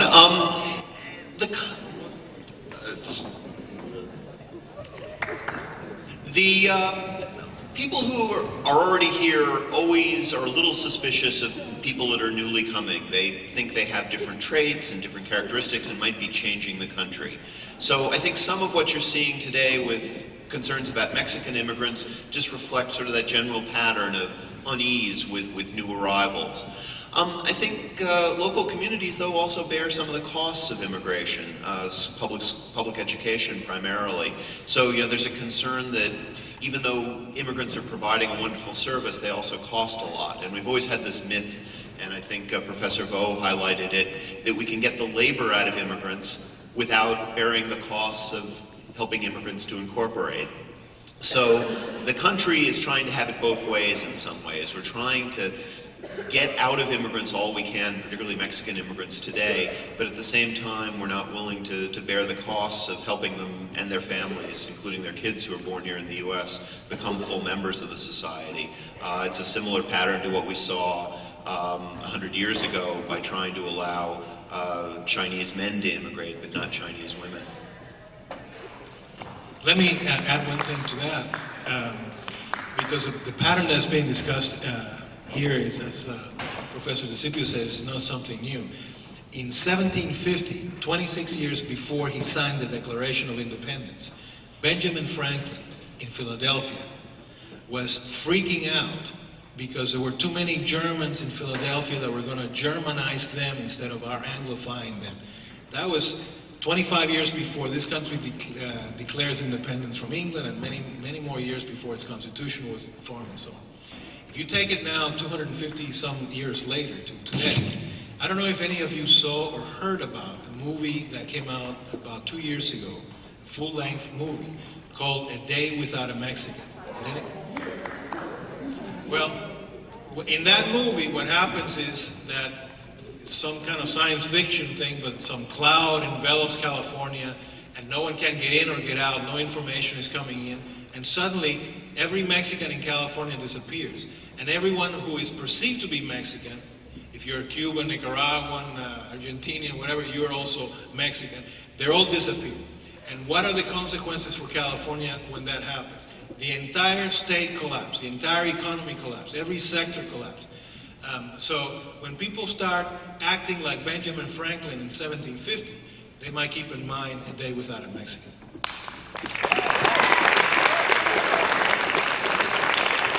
Okay, our next question is from Mayra. Why do immigrants of the same ethnicity all live in one place, and why are there ethnic neighborhoods? That's a great question. You can say that part of it has to do with what I referred to before as forced segregation, where those are the only areas where different communities could live. Like I said, the segregation of the Chinese to a particular area, or African Americans to a particular area, or Latinos to a particular area. Nowadays, it's much more complicated. It's about people feeling comfortable with others of their own ethnicity. And it's very important if you come from a different country and you don't speak the language. If you move into an ethnic community where other people speak the same language as you, they can help you out. They can help you find housing. They can help you find a job. They can help you enroll your children in school, help you so that you can go to the grocery store. Simple things like that. And it's also very important, this is where many ethnics are able to open up businesses. So it's wonderful to be in an area where you can go and get your favorite ethnic food, read your ethnic newspaper, and feel that you're very comfortable in an area. Because sometimes when you're not in your own ethnic community and you speak your own ethnic language, people don't always like that. People don't almost like the kinds of foods that you eat. And so really what I refer to ethnic communities as a safe haven. It's also a very, not just for psychological comfort, but it's also an important economic space for many immigrants and refugees to help them get started. But as you can see with the second generation, some of them live in an ethnic community, but because they are socialized here, because they speak English, they feel very comfortable in other areas. And so they might move out to the other parts of the suburban areas, other parts of the city. So it's really a very important space, I would say, for new immigrants to feel comfortable, to get resettled, and to adjust. And for the second generation, you can see that they like the communities, but they can also function in other parts of the cities.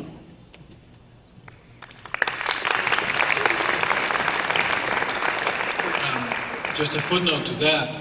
The question assumes that all immigrants of the same ethnicity all settle in the same place. But in fact, there are very different patterns of settlement depending on especially the social class background of the immigrants, the educational level of the immigrants. Many immigrants who come to the United States today, as I mentioned earlier, are what they sometimes call brain drain immigrants. They're immigrants that are very highly skilled, highly educated. They're affluent in some cases. And they don't come, and those are not the immigrants that settle in particular ethnic enclaves, in particular communities. They go directly to the suburbs. Some may come from India, for example, to John F. Kennedy Airport in New York City, get on a limo and go directly to a home that they have already purchased in a suburb in New Jersey. Within an hour after arriving in JFK, they may be already there. A story that may have taken 4 generations for other immigrants in American immigration history, in some cases is now being accomplished in one car ride. The most heavily concentrated immigrants in the United States today are the undocumented. And those that are the least skilled, the least educated, the elderly, the ones who have problems with English and so on, those tend to settle with their own kind, their own language. Those are the ones that need the most help and who prefer the cultural proximity to their co-ethnics. Where's Estancia? And where's Kenya? All right, Kenya. What percentages of immigrants return to their native country to live permanently from the United States, and why? Well, another great question, and unfortunately one we can't answer very well. The U.S. is wonderful. It keeps data on everything. The one thing that it's never kept very good data on is what happens to immigrants once they get here. So we don't know when immigrants return to their countries of origin to stay, when they emigrate, and we don't know when they die. So we don't always have a great number, we can't track the same person over time. Historians have looked into this and found that there's a huge difference based on where you came from about what your likelihood of going back is. And it has a lot to do with how unpleasant it is to go back. So if you look 100 years ago, Jews from Eastern Europe went back at very, very low rates, some estimate as low as 5%. If you look, on the other hand, at people that live very close to the U.S., Canadians and Mexicans, there's a very high rate of immigration. I think the best data are, and Professor Rumbau might know better than I, but that about a quarter to a third of immigrants at some time re-emigrate. And these are immigrants who come with the at least initial intention of staying permanently. In other words, people who come with green cards. The rates for people who come in an unauthorized status is much higher. In fact, some sort of return constantly. So I've given you a lot of numbers, but I haven't really answered your question, and the reason is that we don't know too well. Relatively few return relative to the number that stay, and I think that's a good generalization historically and in the contemporary period. You know, the United States actually collected data on emigration, on those who returned, although the data were never very, very good, until 1957. And then in 1957, they just quit collecting that information altogether. They just weren't interested on who was going back. The assumption has always been that people who immigrate here come to such a great place, they like it so much that they stay. And so they never assume that there are in fact a substantial number that go back. Among those who came in the era of immigration that Professor Vo was talking about earlier, between 1880 and the 1920s, in the early part of the 20th century, especially those who came from Italy, the Italians were the largest immigrant group at that time, kind of like Mexicans today. And a lot of the ones who came were young men who came to work just for several years, make money, and go back home. It is estimated that of all the foreign-born at that time, a special 1911 commission estimated that 38% of all the immigrants at that time went back home to stay home. And the range was from, the lowest were for Russian Jews and those from Russian Poland and so on, who came in families. They were stateless people to begin with, and so they just stayed. And very high rates were found among some of the Italians, for example, 2/3 of them went back, and some other Slavic nationalities, as much as 80% or more went back. But in the contemporary period, there have been estimates of how many actually go back, and the estimates have put it at about 15%. They call it a kind of silent exodus, and that was as of the early 90s. After 9/11 and after all the border patrol and the cost of coming across the border, it's so costly now to make it to the United States that what used to be a seasonal migration and going back, one of the unintended consequences of policy is that people who finally make it here are staying here rather than going back. I just want to add that even though individuals may not return home, it's very important to understand that many immigrant and refugee communities send money back home to their homeland. And in the form, we use the term remittances as well. So we're sending back millions and millions of dollars to the Philippines, to Mexico, and this helps to support our families back home. And it also helps to support building a hospital, building schools. And so a lot of them, even though they stay here, they are still very closely connected to their homelands, in their communities and their homelands as well. And then those who can afford it, some families, a lot of immigrants I know travel every year back to to visit their relatives and visit their families back home as well. So even though they live here most of the time, they spend a substantial amount of time, effort, and their resources in their homeland. So they're not disconnected. Just because we come to the U.S. doesn't mean we forget where we came from. Thank you. Very good questions. Now where is Ashley?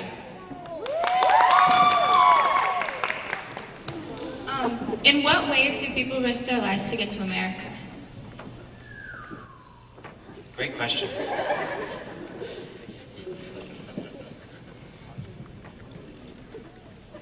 Necessity is the mother of invention, and human imagination, the limits of human imagination are the limits of how people get here. Many people, of course, don't risk their lives to come to the United States. They apply at a consulate overseas, they fill out the papers, and depending on their eligibility on the list, they're told when they may immigrate. And for example, there's some, years ago it used to be that South Koreans on average were arriving at LAX with an average of a college education and upwards of $100,000, which were allowed by the Korean government for them to immigrate with. Many of them may have spent several years preparing for the move. If they were coming with children, their children may have taken, in preparation for English, and may have taken English classes and so forth. And the majority of those who come to the United States come under those kinds of normal order conditions. Those who risk their lives, however, are in a very special category. They are either immigrants or they are those who enter without inspection. One of the most amazing stories involved a 17-year-old Cuban young man who was a windsurfer instructor at a beach in Varadero, in the northern part of Cuba. It's one of the tourist areas. And not that many people were there for training, so sometimes he would go out to sea for a mile and then come back. And the next day he'd go out in his windsurfer for 2 miles and come back. And then 3 miles. And one day he just went and just kept going. And what he didn't realize is that there were 15-foot swells. He was at sea for 36 hours. The mast of the windsurfer broke. Those are shark-infested waters, and the sharks were jumping on top of the windsurfer, of the board, and biting at his feet. He went through one night like this, And he was finally rescued by a Korean ship that happened to be passing by and was taken to Miami, where everybody has an aunt in Miami. And so they found his aunt, he had his feet bandaged, and the story came out as a front page story in Sports Illustrated.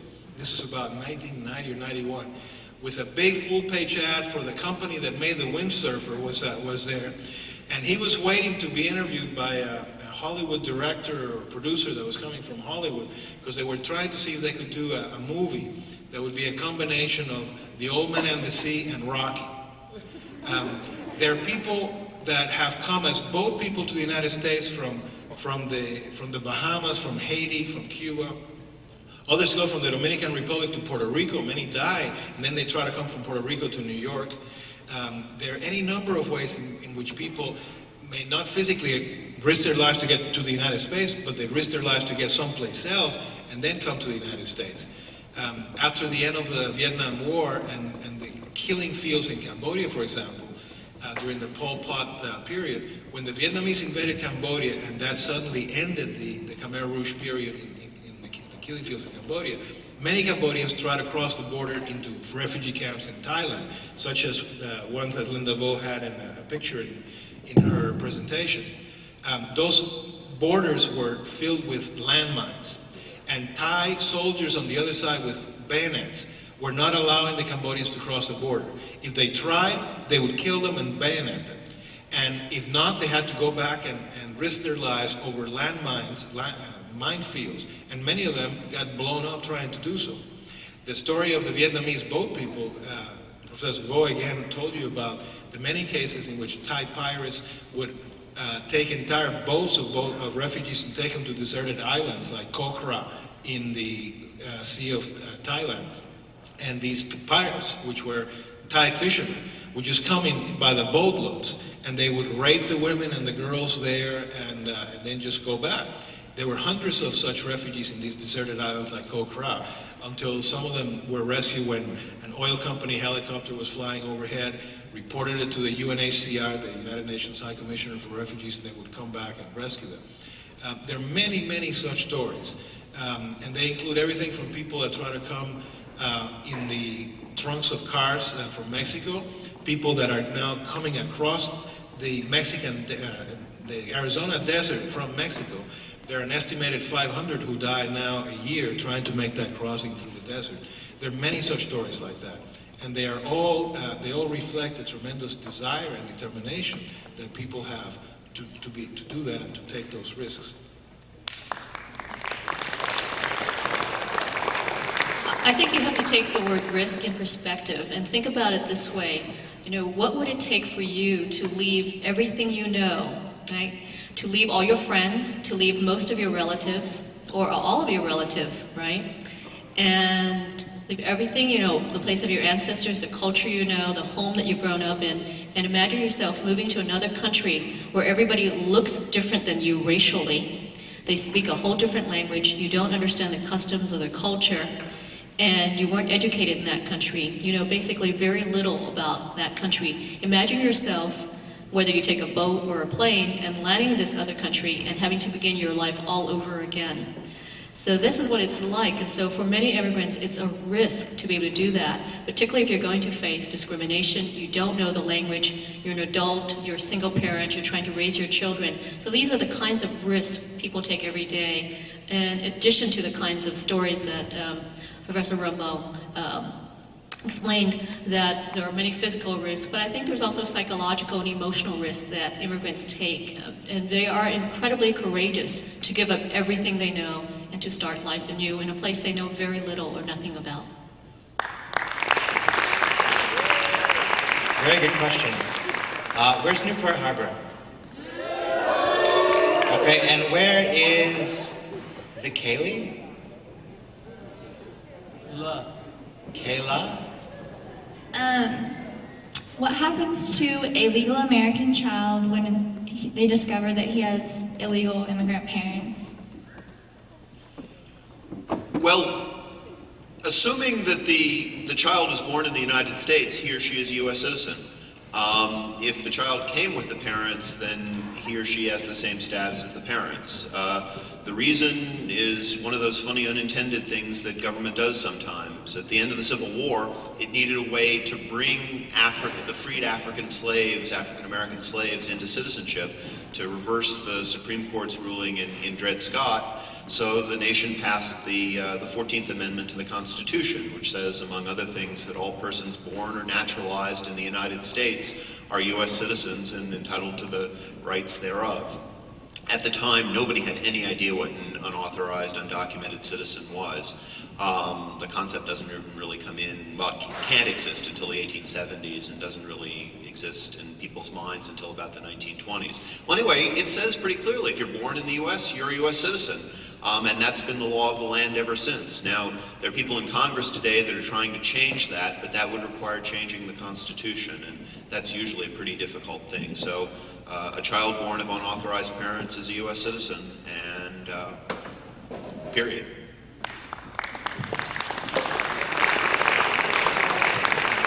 Great. And now we have Richard, also from Newport Harbor. Do you think it's okay to exclude certain races from immigrating into the U.S.? Great question, given the kind of presentation I did on who we did exclude. And I think it's important to always understand our history, what we've done historically, where we came from in terms of our history, and what that's created for this country.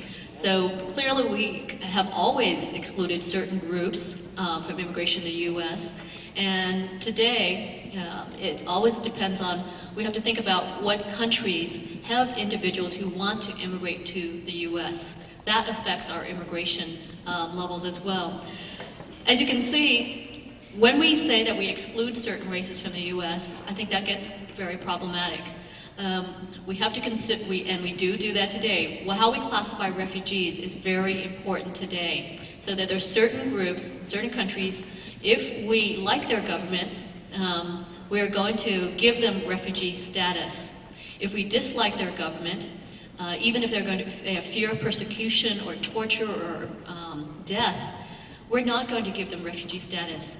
And some of that overlaps with race and what countries they come from. There are many, for example, refugees throughout Africa. But you have to look at the numbers of individuals who are coming to this country who are refugees from Africa is very small compared to the number of refugees that have come from other countries. One of the reasons that we accepted refugees from Southeast Asia is because of U.S. involvement in the Vietnam War. And so it is also a communist government. And so although at the time, in 1975, if you looked at the polls, the American public did not want to accept refugees from Vietnam, from Laos, or Cambodia necessarily. It was very unfavorable because we had, quote unquote, lost the war. We didn't understand the difference between North Vietnamese, who are our enemies, and South Vietnamese, who are supposed to be our allies. So the American public at that time were also very concerned about the number of Latino immigrants in this region as well. So for the most part, the American public was not favorable to accepting refugees from Asia, Southeast Asia. However, the U.S. Government decided that if you accept refugees from the communist country, simply put, it would make that country's government, the communist government, look bad. Because people don't want to live there, people want to leave that country. So we did make that policy, and it's a very political reason why we accept certain refugees or immigrants from particular countries. But I do think that we have to be very careful of this because of our past history. We excluded Asian from coming to this country because we didn't want Asians to live here, we didn't want Asian communities, we didn't want Asians to become part of the American fabric. And we need to learn from that history and what consequences that has.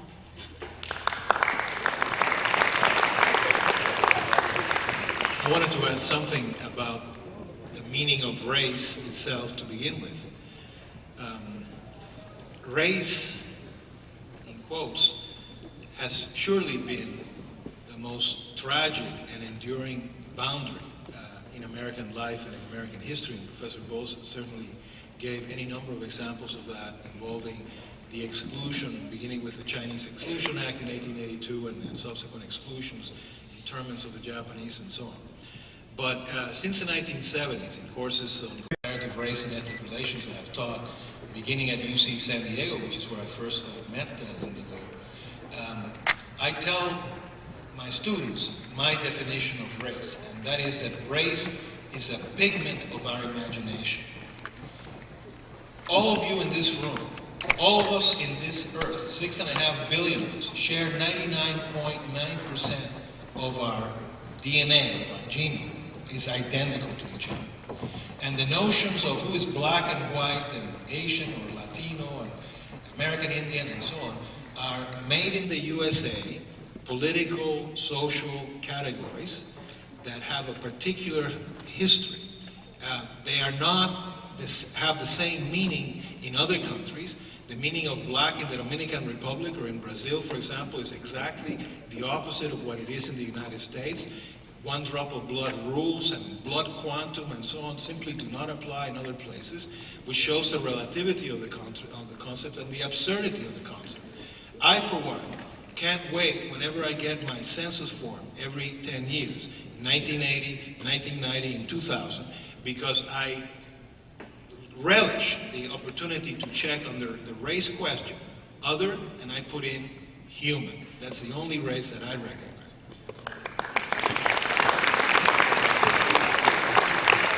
Okay, and last but definitely not least, where's Tinkwinkle?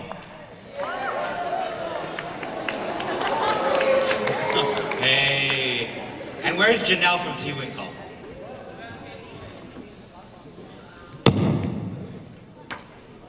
Does migrating to the U.S. really benefit people as much as they think it does? Let's hope the answer is yes. On average, yeah, it does. I mean, the evidence is that over time, people have been able to achieve more through migration, and certainly their kids and their grandkids have. And, you know, people are sort of rational in the decisions they make. But that doesn't necessarily mean that every individual benefits from it. So I think you have to define, or you have to think about what you mean by benefit. Do people get out of immigration what they think they're going to get out of it when they migrate? Well, in a lot of cases, no, probably. But do they find opportunities that they can seize? Certainly. So, you know, I think if we look just across the table and think about our own migrant backgrounds, what my grandparents and Ruben's parents and I'm sorry, Professor Rumbau's parents and Professor Vo's parents were thinking about, you know, I'm not sure that if they plotted out what they expected in 1959 or 1980 or so, you know, that all has happened, but I think they'd be pretty impressed and pretty pleased with what's happened anyway. The one exception to that, and you know, we've been talking about immigration sort of as a single thing. When we talk about refugees, there's often a different calculation that's going on there. You're migrating not out of choice, but really because you have no choice but to migrate. And in those cases, sometimes the outcomes aren't as positive, but unfortunately, the cost of staying is a lot higher. You know, it's a great question, but there isn't really a simple answer, I don't think. I wasn't sure from the question when you say, does it benefit people as much as I think, if you meant, does it benefit the immigrants themselves, or does it benefit the country where the immigrants come to? And if you look at it in that way, then in a net sense, the secret ingredient for success in American history has been immigration. The fact that they have benefited from the energies and the talents and the ambitions of so many that risk so much to come here. There are 6.5 billion people on planet Earth today. Only 2% of them are living in a country which is not where they were born. 98% of those 6.5 billion people are still living in the same country where they were born. They're not immigrants. Those who immigrate are a very select group. They tend to be young, they tend to be ambitious, energetic, and often too optimistic. They have no idea. They may think that the streets are made of gold and so on, but in fact they find that they are not. The immigrant story is often a very harsh story. It's a story of very hard work, of all the things that Linda Vo was just talking about. When you come to it, when you leave everything behind and start from scratch, whereas my father used to put it from below scratch, because he didn't even know how to talk. He had to learn to speak again like a baby. You know, that's kind of the idea. and all the years of effort of work and so on that are left behind and you're starting again. It takes an extraordinary kind of commitment of ambition to do so, and they pass that ambition, that optimism on to their children. Their children that are born in the United States don't have the kind of experience of their parents, and they may not have the same work drive, shall we say. We all tend to become Americanized when things become kind of easy, and we have that. But the net benefit to the United States, whatever the harshness is, and as Linda said, on the outside it may look like a model minority, it may look like a very successful story. On the inside there's a lot of hidden hurt. There are a lot of, my family, we call it the banana boat story. Every family has its own way of trying to say what they went through, and it's not easy, and it's not model minority, it's not something that you can just portray with rose-colored glasses.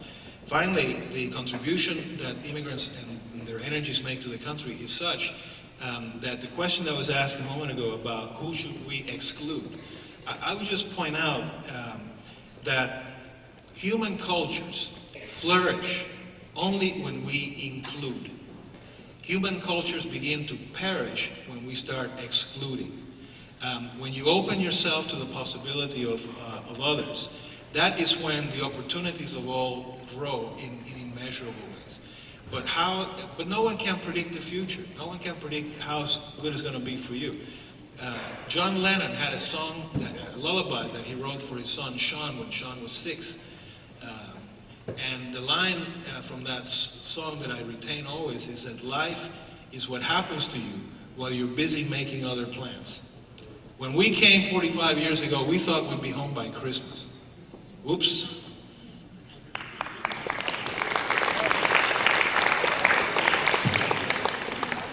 You know, I basically immigrated here because of a war. There was a reason that there was a war, and because of that war, there was American personnel in Vietnam, and that's how my stepfather came to Vietnam. The other reason my mother wanted us to get out of Vietnam was we were in the war zone, and that for me, leaving Vietnam meant that I could live and really thrive. And to use those opportunities. And that just reminds me of the #1 reason that people leave their country and immigrate to another country is because of economics. That was the case historically, and that's still the case today. If you ask most parents why they left their homeland, there are sometimes reasons for religious persecution, etc. But the main reason that most people leave is that they want a better education for their children, and they want better opportunities for their children. And that's why parents make incredible sacrifices.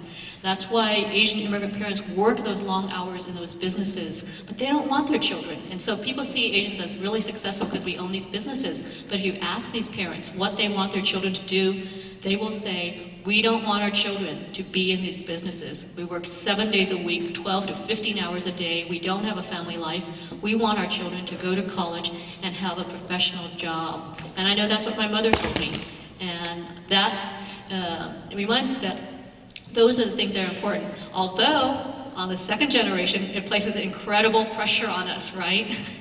When we don't do well in school, and I didn't always do well in school. There's incredible pressure on me because my mother would remind me, I gave up everything for you, right? I moved to this new country.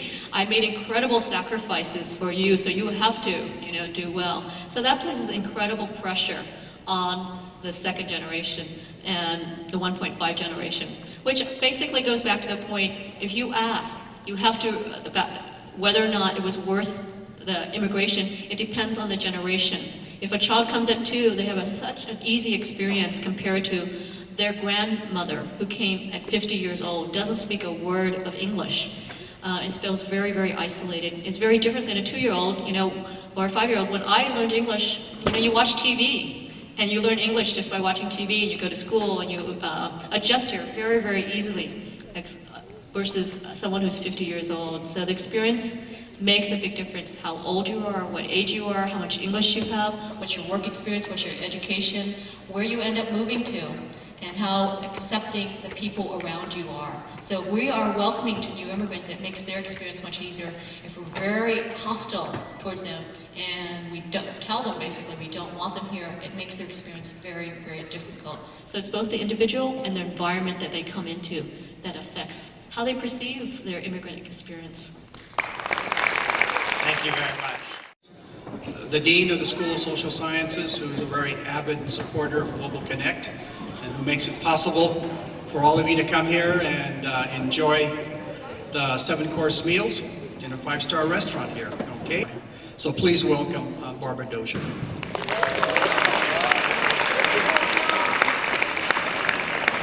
Thank you, Dean Sarah Saras. I'm really here to welcome all of you on behalf of UCI and also on behalf of the School of Social Sciences. And we're extremely pleased to host and welcome all of our intermediate and high school students, as well as the faculty, graduate students, and UCI students who are here today at the Winter Global Connect Symposium. I think that this program reflects a real partnership between all of our individuals here and all of you in the community. And we're extremely pleased to see you here.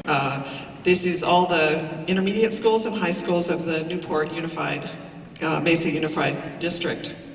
I think that Global Connect is important to us because it has a goal of bringing knowledge of the world to the classroom. That's your classrooms.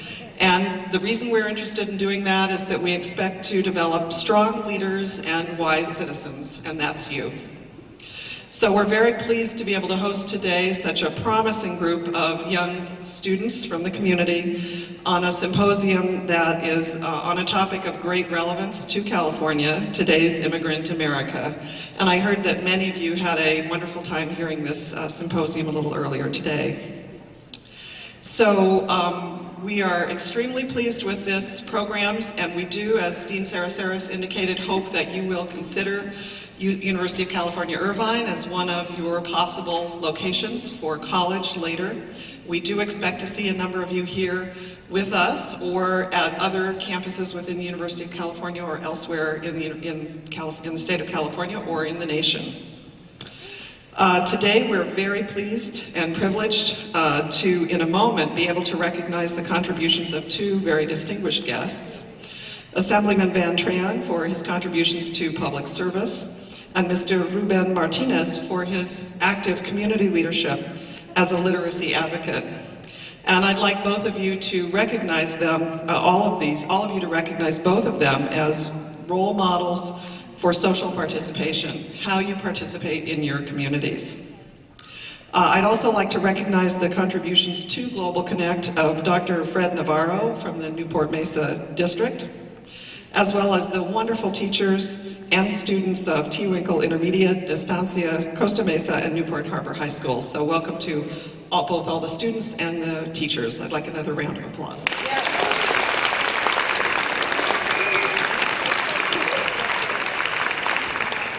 The Global Connect program also is fueled by the generous participation of many UCI faculty, graduate students, and students. I'm sure many of you have met those graduate students, and faculty in your own classrooms. So I'd like to thank all of those volunteers, especially today professors like Ruben Rumbau and Linda Vo, who participated in the panel.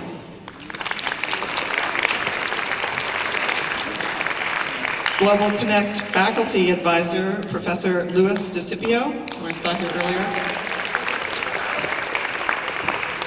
And I have to say that we are especially grateful for the contributions of our graduate students and our undergraduates, among whom you saw individuals moderating the panel, and our almost 50 undergraduate leaders that make the program possible. These undergraduate students who meet you in your classrooms, and I hope you've gotten to know those students. They're an example of the kinds of individuals that you may meet when you choose to come to the University of California, Irvine. So let's thank all of those graduate students and undergraduates who work in the classroom. And last but not least, we can't do any of these programs without strong support from the community, and we'd like to recognize our many community sponsors for these events. Again, we're thrilled to have you here on the campus. Usually we host this event in the School of Social Sciences, but today you have the privilege, I guess, of being in our Athletics Event Center. And I hope that that's at least a different experience than that you've enjoyed seeing some of the venues on this side of campus. Again, welcome to all of you. We're so pleased to have each and every student as a partner with us in the Global Connect program here. Thank you.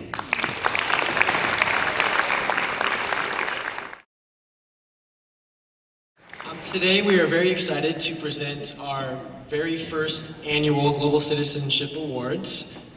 Just as the interns who participate in this program act as mentors to you guys, to the students, and try to encourage you to become informed global citizens, today's recipients have been community mentors, and they have helped to produce a new generation of caring and contributing citizens. In Dr. Sarah Saris's presentation in your classrooms earlier this school year on global citizenship, he stressed that our world is really changing around us. We're no longer just Americans, but we're members of a global community. And more so than ever before, we are really affected by what happens in faraway places. Likewise, however, what we do in our own lives can really have a greater impact on other people in faraway continents. And it's because of this new greater capacity for change, or for global influence, that we are faced with a new responsibility to do what is in our power to help contribute to some solutions for global problems. And a global citizen recognizes this greater influence for change and or this greater capacity for change. And they not only recognize that they have the power to make a change, but they actually utilize this power to affect lives for the better. And today's recipients, they both understand this responsibility, and they both embody the ideals that are represented in the Global Citizenship Award, and they are both living evidence that much of the success of the United States has really been due to immigrant visions and to immigrant contributions towards building a better America and a better world. And now Sue O will come up and present our first Global Citizen Award.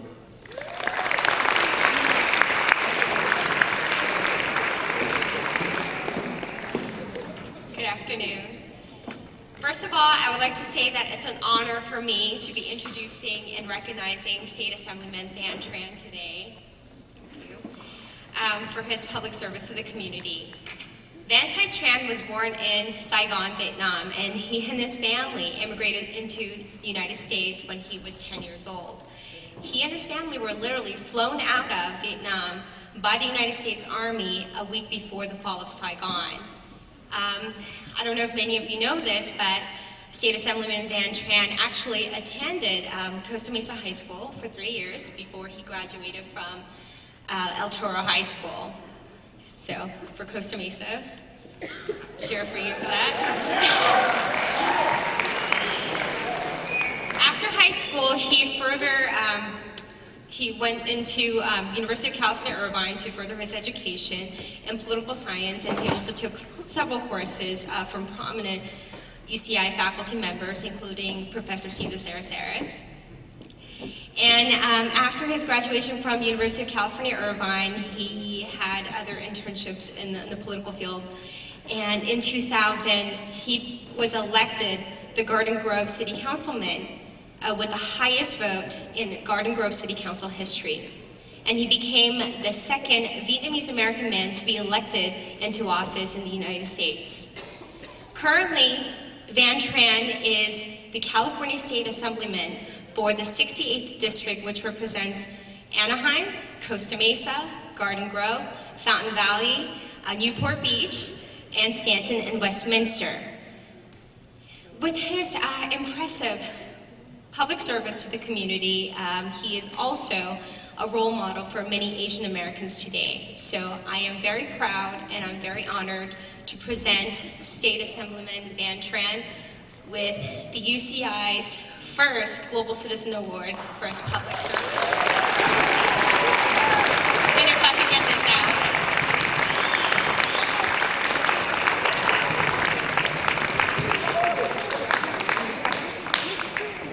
So here it is.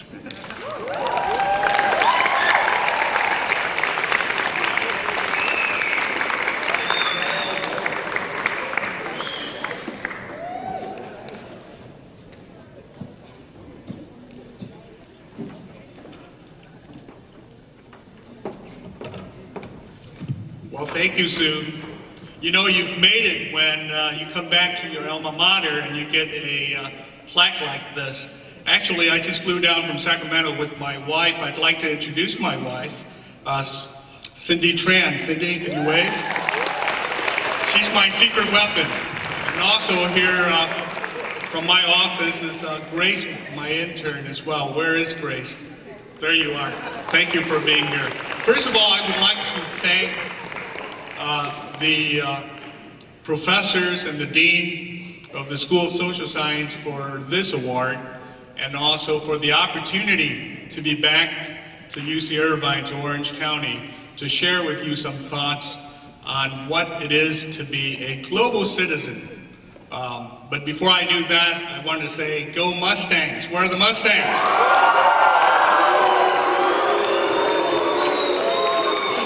All right. I know a little crosstown rivalry there with Estancia. All right. You're great too. You know, just to get serious a little bit. You know, Sue shared briefly my biography that I came to the United States when I was 10 years old. That was back in 1975. You know how old I am now. I worked with the governor, who's also an immigrant from Europe. Indeed, the state of California, and actually our country here in the United States, we are made of immigrants. Whether we're first, second, or 15th generation, we came from somewhere. And definitely we must think globally and act locally. That is not a cliche, but it is very true here in the 21st century, in which technology, whether it's transportation, the internet, television, and everything else that connects us together as the world citizens.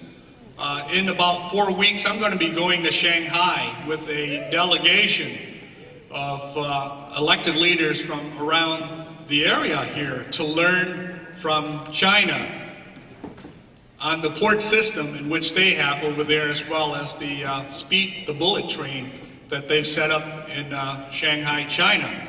And we share the technology and we share the information together, because in this world we are connected together, especially in the 21st century. But definitely here in Southern California, I wanted to share with you a very brief story in which it touches my family, and I know that many of you who are in the audience are also families from immigrants, whether you are second or third generation. You will understand this. You know, I came to this country as a very young boy who spoke 2 words of English, okay and Salem. Those are the 2 words that I spoke. But with the love and the support of my family, and the love and also the support of the community, I was able to get a decent education and wanted to come back to my community to give back and to build this community. You as future leaders of this community, of this state, has that responsibility to do the same thing.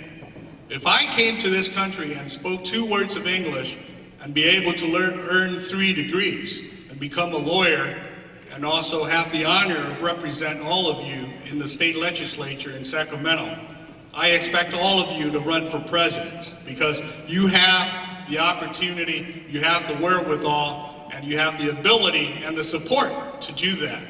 It is so darn important to work hard, to study hard, to listen to your teachers most of the time, and of course to excel and to do the best that you can do. Equally important as citizens of this state and of this country, you are also required to participate in the system. And I wanted to share with you briefly that you need to register and to vote, because this June, if you are old enough, if you are 18, you are eligible to register and vote, because your voice does count, and it's very important for people like myself to hear from you so that we know exactly what you want and what this state wants as well. So once again, good luck and congratulations on all the things that you do, and on to the future. Congratulations and thank you.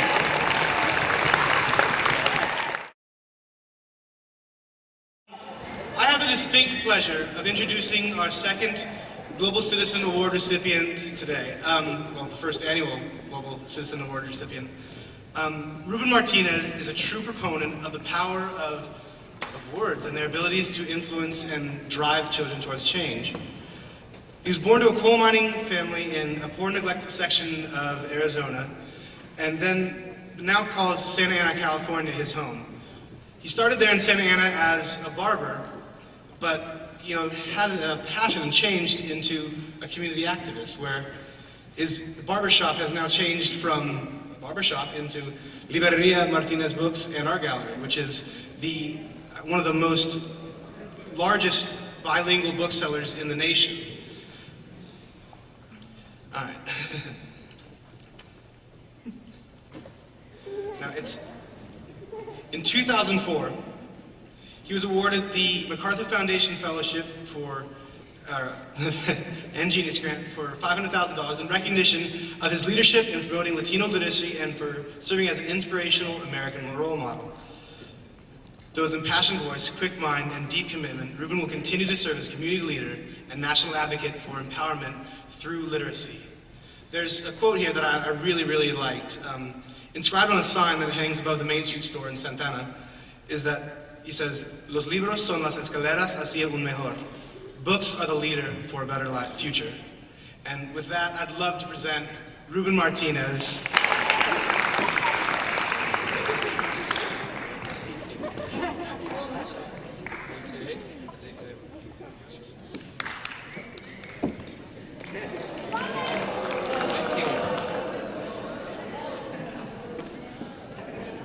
Well, thank you very much for that very nice introduction. It's an honor, ladies and gentlemen, to be here. I want to thank all of you for being here today, rain or shine. And I do want to thank Ellen Schlosser for inviting me here today. That's very important. I do want to say, ladies and gentlemen, that yesterday morning, okay, here it goes, I was at Costa Mesa High School.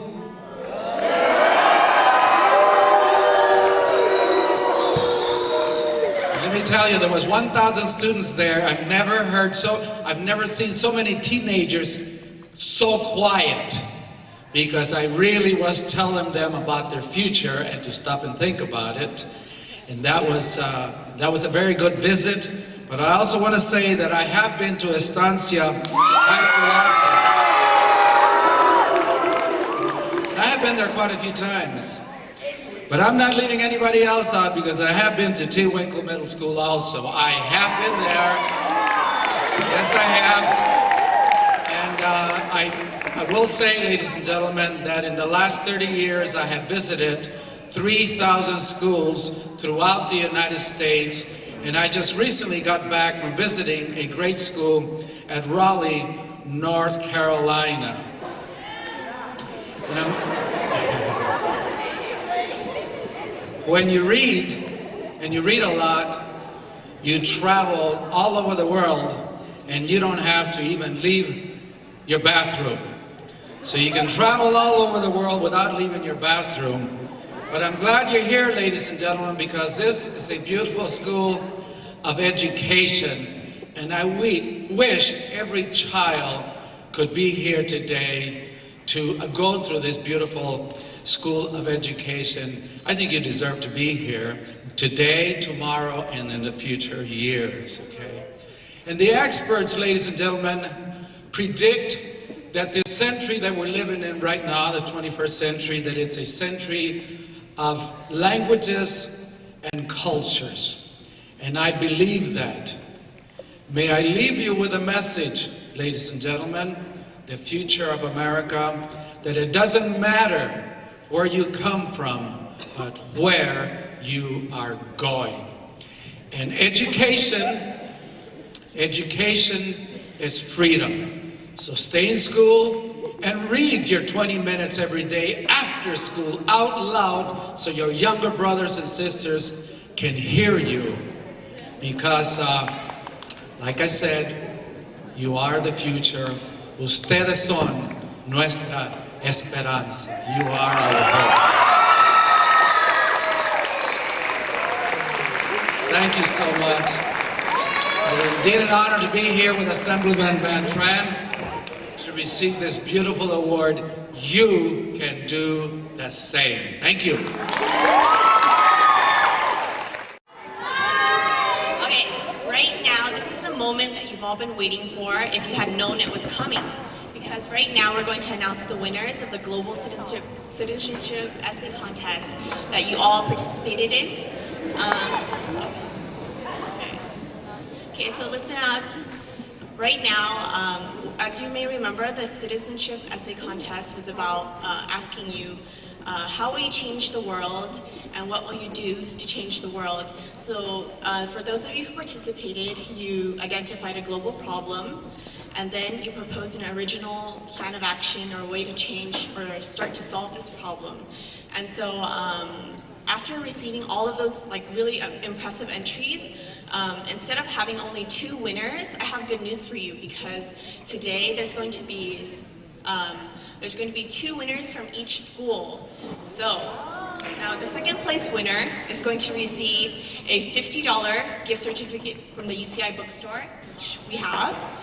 And then the first place winner is going to get a free computer. Okay?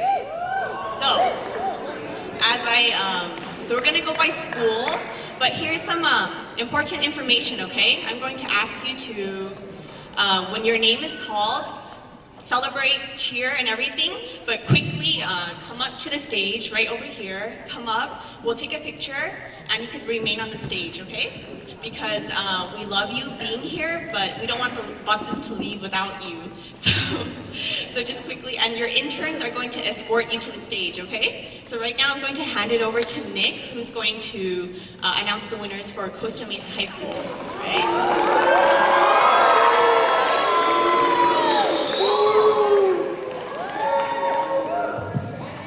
All right. I'm very honored to be able to hand out these awards for Newport Harbor High School. No. Go Sailors. Woo. I've been very lucky to be an intern and a supervisor at Newport Harbor for the last 2 years. So I take great pride in handing out these awards. First of all, our honorable mention goes out to an essay who wowed the judges with his creative and step-by-step plan to distribute educational books to children all over the world. In this person's essay, he says, quote, I'm going to find 999 colleagues to travel to every country in the world and ask everyone I see for $1. This will continue for 5 years or until I reach $10 billion. This author then will proceed to start an operation to create educational books and deliver these books via helicopter to all these countries. The judges really liked his originality and the detail with which he explained his plan.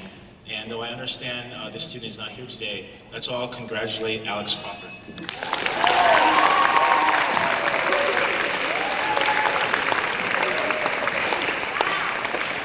All right.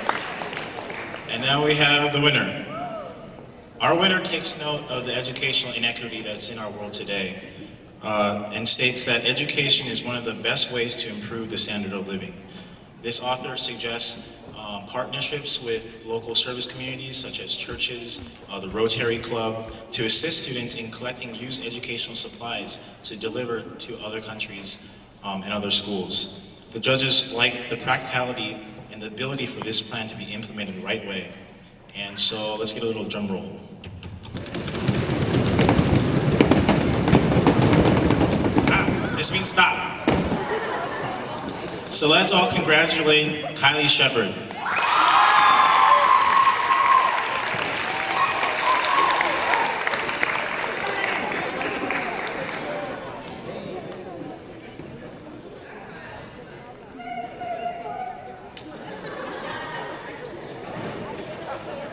I'm really honored to announce the T-Wingle winners, and our second place winner identifies in her essay that globalization has made the world smaller, but it doesn't necessarily mean we've made it better. So in order to make the world a better place, she proposes that we help people lose their ignorance of other cultures through integrating a culture class for children to expand their horizons about the world and to preserve the diversity of the world in which we live. She writes insightfully, quote, "We as human beings would make the world a better place by being better people," unquote. The judges felt that this is an essay that really demonstrated the attitude of a global citizen. T-Winkle and everyone, let's give a big hand to Patience Wade.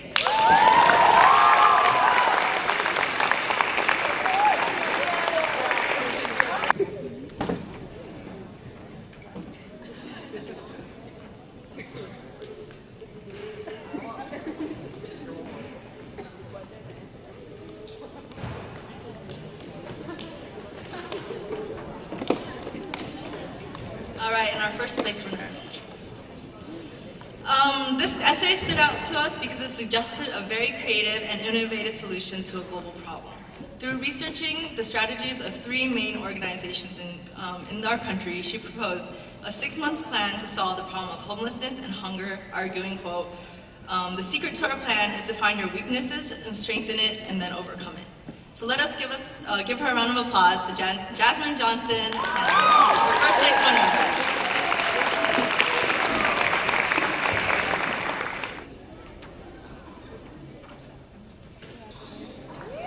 Go Costa Mesa.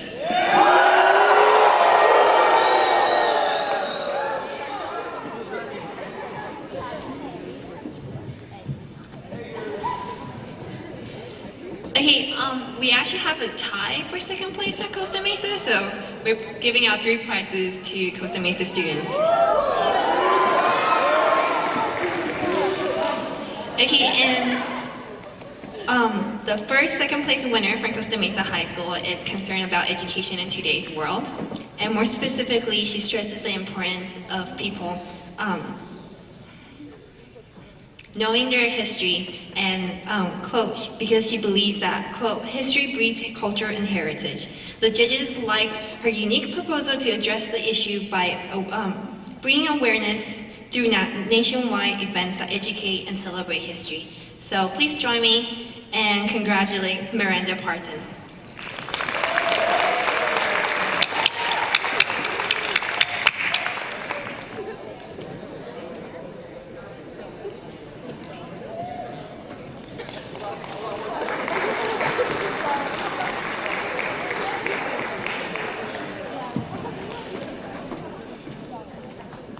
Okay, and for our second place recipient.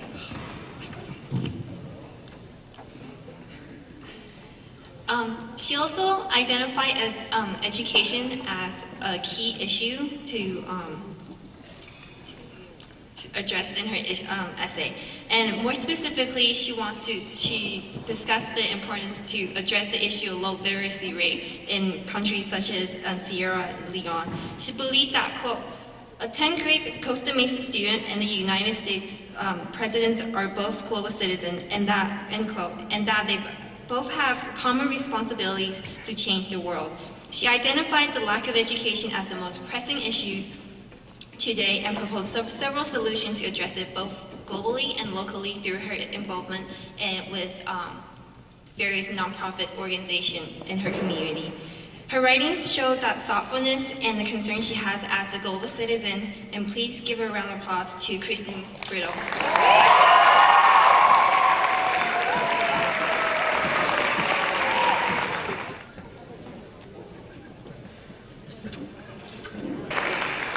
What's up, Costa Mesa? All right, it's time for the winner of the computer. The winner from Costa Mesa High School identifies poverty as the largest problem facing our world today. The author argues that simply giving money to the poor is not addressing the root of the problem. Instead, the author suggests that we should address the fundamental cause of poverty, which he identifies to be education. If we want people to be able to support themselves, we must give them the skills they need in life to survive. The author then gives the famous quote, "Give a man a fish and he will eat today. Teach a man to fish and it will benefit him forever." Please give me a big round of applause for Kyle Herbert as he joins us on stage.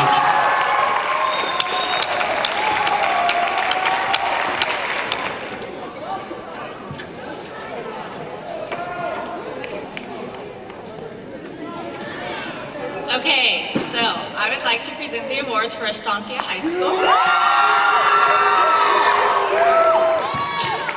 Okay, so The second place award for Estancia High School goes to a student who addresses the issue of homelessness from a creative and realistic approach. She suggests that we eliminate some of the golf courses in Orange County and replace them with a homeless shelter and fields for growing food. She considers the treatment and prevention of the global problems of homelessness, hunger, poverty, and crime, and proposes a plan that is custom-made for right here in the OC. I would like to congratulate Lauren Schaefer for her honorable mention essay on homelessness. Unfortunately, Lauren was unable to attend today, but a friend is going to accept it. Ashley is her work.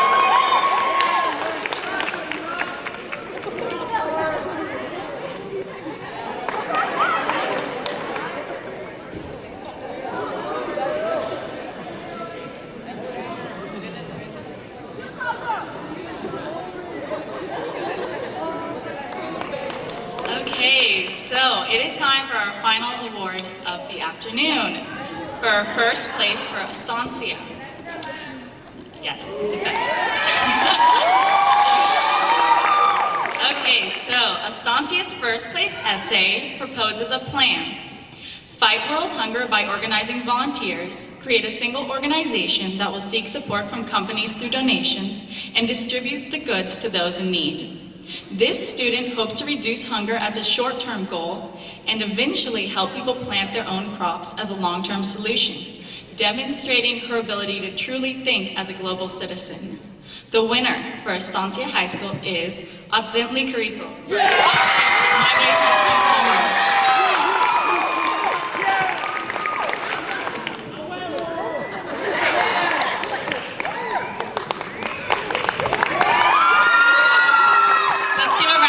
For all of our award recipients.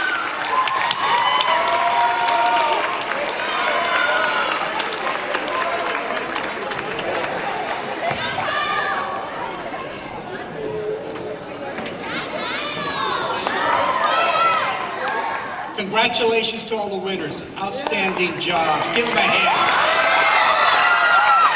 Okay, one last item here before you get some entertainment. Ellen, please come here. Come here. Stand in the middle over here. Over here.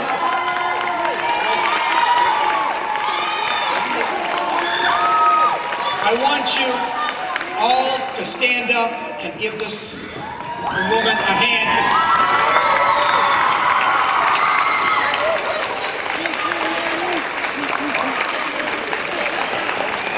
As you can tell, Ellen enjoys being not in the limelight, but in the shadows, but she is the one, with the help of great students and faculty, that puts Global Connect together. So anytime you see her, you thank her, because she's bringing you closer to the university and preparing you every day better to come to UCI.